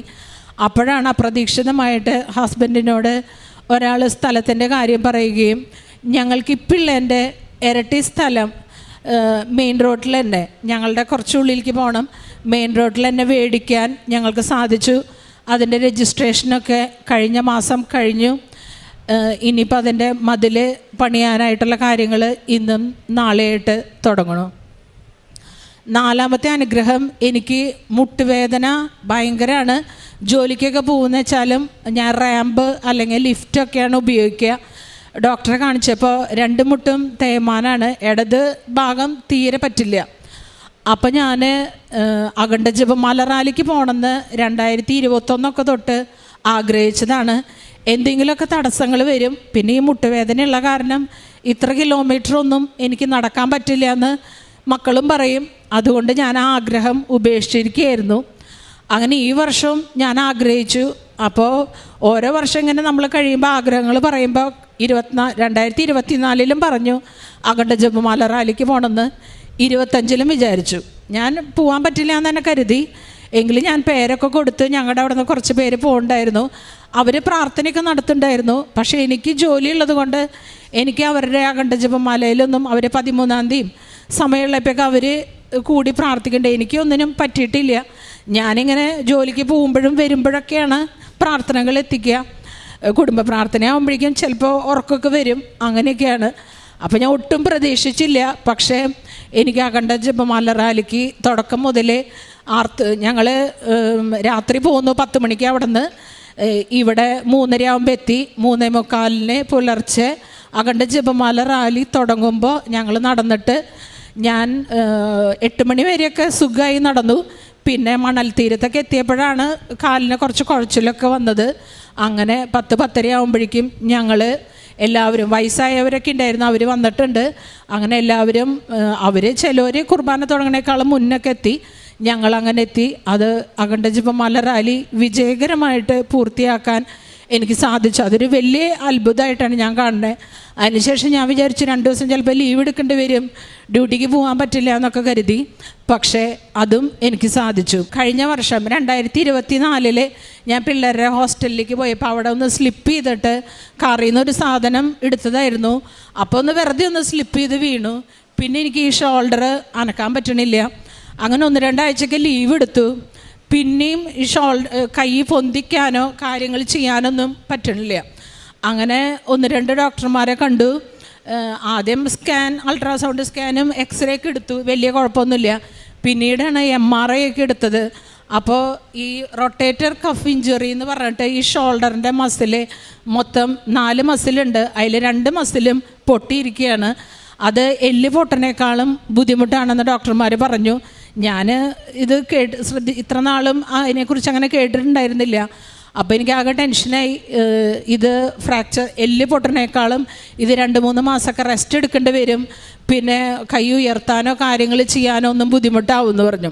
അങ്ങനെ ഞങ്ങളുടെ ഹോസ്പിറ്റലിലും എലൈറ്റിലും അമലയിലും ഒക്കെ കഴിഞ്ഞ് ഞാൻ രാജഗിരിയിൽ വലിയ ഓർത്തോപീഡീഷ്യനെയൊക്കെ കണ്ടു. ആള് സർജറിക്ക് ഡിപ്പാർട്ട്മെൻറ്റിലേക്കാണ് വിട്ടത്, പോസ്റ്റ് ചെയ്തോളാൻ പറഞ്ഞു. പക്ഷേ എനിക്ക് എന്തോ സർജറി ചെയ്യാൻ ഭയങ്കര ബുദ്ധിമുട്ട്. കാരണം 2-3 മാസം ലീവ് എടുക്കണം, ജോലി കാര്യങ്ങളുണ്ട്, വീട്ടിൽ വേറെ നോക്കാൻ ഇനിയിപ്പോൾ ആളെ നിർത്തണം, അങ്ങനെയൊക്കെ കാര്യങ്ങളായതുകൊണ്ട് ഞാൻ മാതാവിൻ്റെ തൈലൊക്കെ പുരട്ടി ഒഴിഞ്ഞു. പിന്നെ ഈ ഭാഗത്തുള്ള ഒരു ചേച്ചി മാതാവിൻ്റെ തൈലത്തിൽ വേറെ അവരുടെ ഒരു മരുന്നും കൂടെ ആഡ് ചെയ്ത് കട്ടപ്പനയിൽ നിന്ന് കൊടുത്തു വിട്ടു. അതും തേച്ചു, മാതാവിൻ്റെ തൈലൊക്കെ തേച്ചു. എനിക്കിപ്പോൾ കൈ കംപ്ലീറ്റായിട്ട് ഉയർത്താനും റൊട്ടേറ്റ് ചെയ്യാനൊക്കെ പറ്റും. പിന്നെ എൻ്റെ ജോലി കാര്യങ്ങൾക്കൊന്നും തടസ്സമില്ല. വീട്ടിൽ സൺഡേ ഒരു ദിവസം സെർവൻറ്റിനെ വെച്ചിട്ടാണ് വലിയ അടിതൊടയൊക്കെ ചെയ്യുക. പക്ഷേ എൻ്റെ ഡെയിലി റുട്ടീനിന് എൻ്റെ കൈ യാതൊരു കുഴപ്പമില്ലാതെയാണ് പോണത്. അങ്ങനെ ഇത്രയും അനുഗ്രഹങ്ങൾ പരിശുദ്ധ അമ്മ വഴി തന്നതിന് ഞാൻ കോടാനുകൂടി നന്ദി പറയണു. പിന്നെ എൻ്റെ മോൾക്കും കുറച്ച് പറയാനുണ്ട്. അപ്പോൾ ഈശോയും മാതാവും തന്ന അനുഗ്രഹങ്ങൾക്ക് 1000 നന്ദി ഈശോയ്ക്കും മാതാവിനെ അർപ്പിച്ചുകൊണ്ട് നന്ദി പറയുന്നു. എൻ്റെ പേര് കാർമൽ നോവ. ഞാൻ തൃശ്ശൂരിൽ നിന്നാണ് വരുന്നത്. ഞാൻ BSc നോട്ടിക്കൽ സയൻസ് എന്ന് പറഞ്ഞ ഡിഗ്രി കഴിഞ്ഞിട്ട് ഇരിക്കുവാണ്. അത് ഞാൻ പഠിച്ചിട്ടുണ്ടായിരുന്നത് ഇന്ത്യൻ മാരിടൈം യൂണിവേഴ്സിറ്റി കൊച്ചി എന്ന് പറഞ്ഞിട്ടൊരു സെൻട്രൽ ഗവൺമെൻറ് യൂണിവേഴ്സിറ്റിയാണ്. മെയിൻലി മെർച്ചൻ്റ് നേവിയുടെ ഒരു കോഴ്സാണ്. കിട്ടാൻ വളരെ ബുദ്ധിമുട്ടായിരുന്ന ടൈമിൽ ഞാൻ ഇവിടെ ആ ഒരു ടൈമിലൊക്കെയാണ് ഞാൻ അവിടെ വന്ന് ഉടമ്പടി എടുത്ത് അങ്ങനെയാണ് എനിക്ക് അവിടെ സീറ്റൊക്കെ കിട്ടുന്നത്. അതൊക്കെ ഞാൻ ഇവിടെ വന്ന് സാക്ഷ്യവും പറഞ്ഞിട്ടുണ്ട്. ഇപ്പം എൻ്റെ 3 years കോഴ്സായിരുന്നു. എൻ്റെ അത് കഴിഞ്ഞു. ഫൈനൽ സെം ആയപ്പോൾ എനിക്ക് ഭയങ്കര പേടിയായി തുടങ്ങി. ലൈക്ക് പാസ്സാവോ, അരിയേഴ്സ് വന്നു കഴിഞ്ഞാൽ പിന്നെ ബുദ്ധിമുട്ടായിരിക്കും. കോൺവക്കേഷന് കാര്യങ്ങൾക്കൊക്കെ പോകണമെന്ന് ആഗ്രഹമുണ്ട്. വീട്ടിലത്തെ എൻ്റെ ഫാമിലിയിൽ ആദ്യം പഠിച്ചു തീരുന്നത് എൻ്റെയാണ്. അപ്പോൾ എനിക്ക് പേരൻസിനെയും ചേട്ടനെയൊക്കെ കൊണ്ട് ആ ഡിഗ്രി സർട്ടിഫിക്കറ്റ് വാങ്ങണമെന്ന് ഭയങ്കര ആഗ്രഹമായിരുന്നു ഫൈനൽ സെം പഠിച്ചുകൊണ്ടിരിക്കുമ്പോൾ. ഫൈനൽ സെം ആയതുകൊണ്ടും തന്നെ പഠിക്കാൻ എനിക്ക് അത്രയും ഇൻട്രസ്റ്റ് ഒന്നും ഇല്ലെങ്കിലും പഠിക്കാനും എനിക്ക് ബുദ്ധിമുട്ടായിരുന്നു ആ ടൈമിൽ, കോൺസെൻട്രേഷനും കാര്യങ്ങളൊക്കെ ആയിട്ട്. പക്ഷെ ഞാൻ അപ്പോൾ പ്രാർത്ഥിച്ചുകൊണ്ടിരുന്നു. മെയിൻലി എനിക്ക് ക്യാമ്പസിൽ നിന്ന് അങ്ങനെ ഞങ്ങൾക്ക് പുറത്തിറങ്ങാനായിട്ട് ബുദ്ധിമുട്ടാണ്. അപ്പോൾ ഓൺലൈനായിട്ട് ഞാൻ ധ്യാനങ്ങൾ കൂടിയിരുന്നു, ഉടമ്പടി സാക്ഷ്യങ്ങൾ കേട്ടിരുന്നു. നേർച്ച വസ്തുക്കൾ ഉപയോഗിച്ചിട്ടൊക്കെയാണ് ഞാൻ എക്സാമിന് പോയിരുന്നത്. എനിക്ക് നല്ല ടെൻഷനൊക്കെ ഉണ്ടായിരുന്നു, അരിയേഴ്സ് വരുമോ, എക്സാം ക്ലിയർ ചെയ്യാണ്ടിരിക്കാൻ പറ്റുമോ എന്നൊക്കെ ഓർത്തിട്ട്. പക്ഷേ റിസൾട്ട് വന്നു. എനിക്ക് ബാക്കി ഉണ്ടായിരുന്ന 5 സെമ്മിനേക്കാളും ഏറ്റവും ഹയസ്റ്റ് മാർക്ക് എനിക്ക് 6th സെമ്മിൽ കിട്ടി. എനിക്ക് നന്നായി പാസ്സാവാനായിട്ട് പറ്റി. എനിക്ക് അത്യാവശ്യം കുഴപ്പമില്ലാത്ത റാങ്ക് എനിക്ക് എൻ്റെ ക്ലാസ്സിൽ നിന്ന് എനിക്ക് കിട്ടി. അതിലൊക്കെ ഞാൻ വളരെയധികം ഈശോയോടും മാതാവിനോടും നന്ദി പറയുന്നു. പിന്നെ എനിക്ക് ഞാൻ ചെയ്ത കാരുണ്യ പ്രവർത്തികൾ എന്ന് പറയുന്നത് എനിക്ക് കുറച്ച് ലിമിറ്റേഷൻസ് ഒക്കെ ഉണ്ടായിരുന്നു. അപ്പോൾ എനിക്ക് പറ്റാവുന്ന രീതിയിൽ ഞാൻ മറ്റുള്ളവരെ സഹായിക്കുന്നുണ്ടായിരുന്നു. ഡ്രസ്സ് കൊടുക്കുക, എന്നെ കഴിയാവുന്ന രീതിയിൽ ഫിനാൻഷ്യലി സപ്പോർട്ട് ചെയ്യുക. എനിക്ക് അത്രയൊന്നും പറ്റിയിരുന്നില്ല, കാരണം ഞാനൊരു സ്റ്റുഡൻ്റാണ് അപ്പോഴും.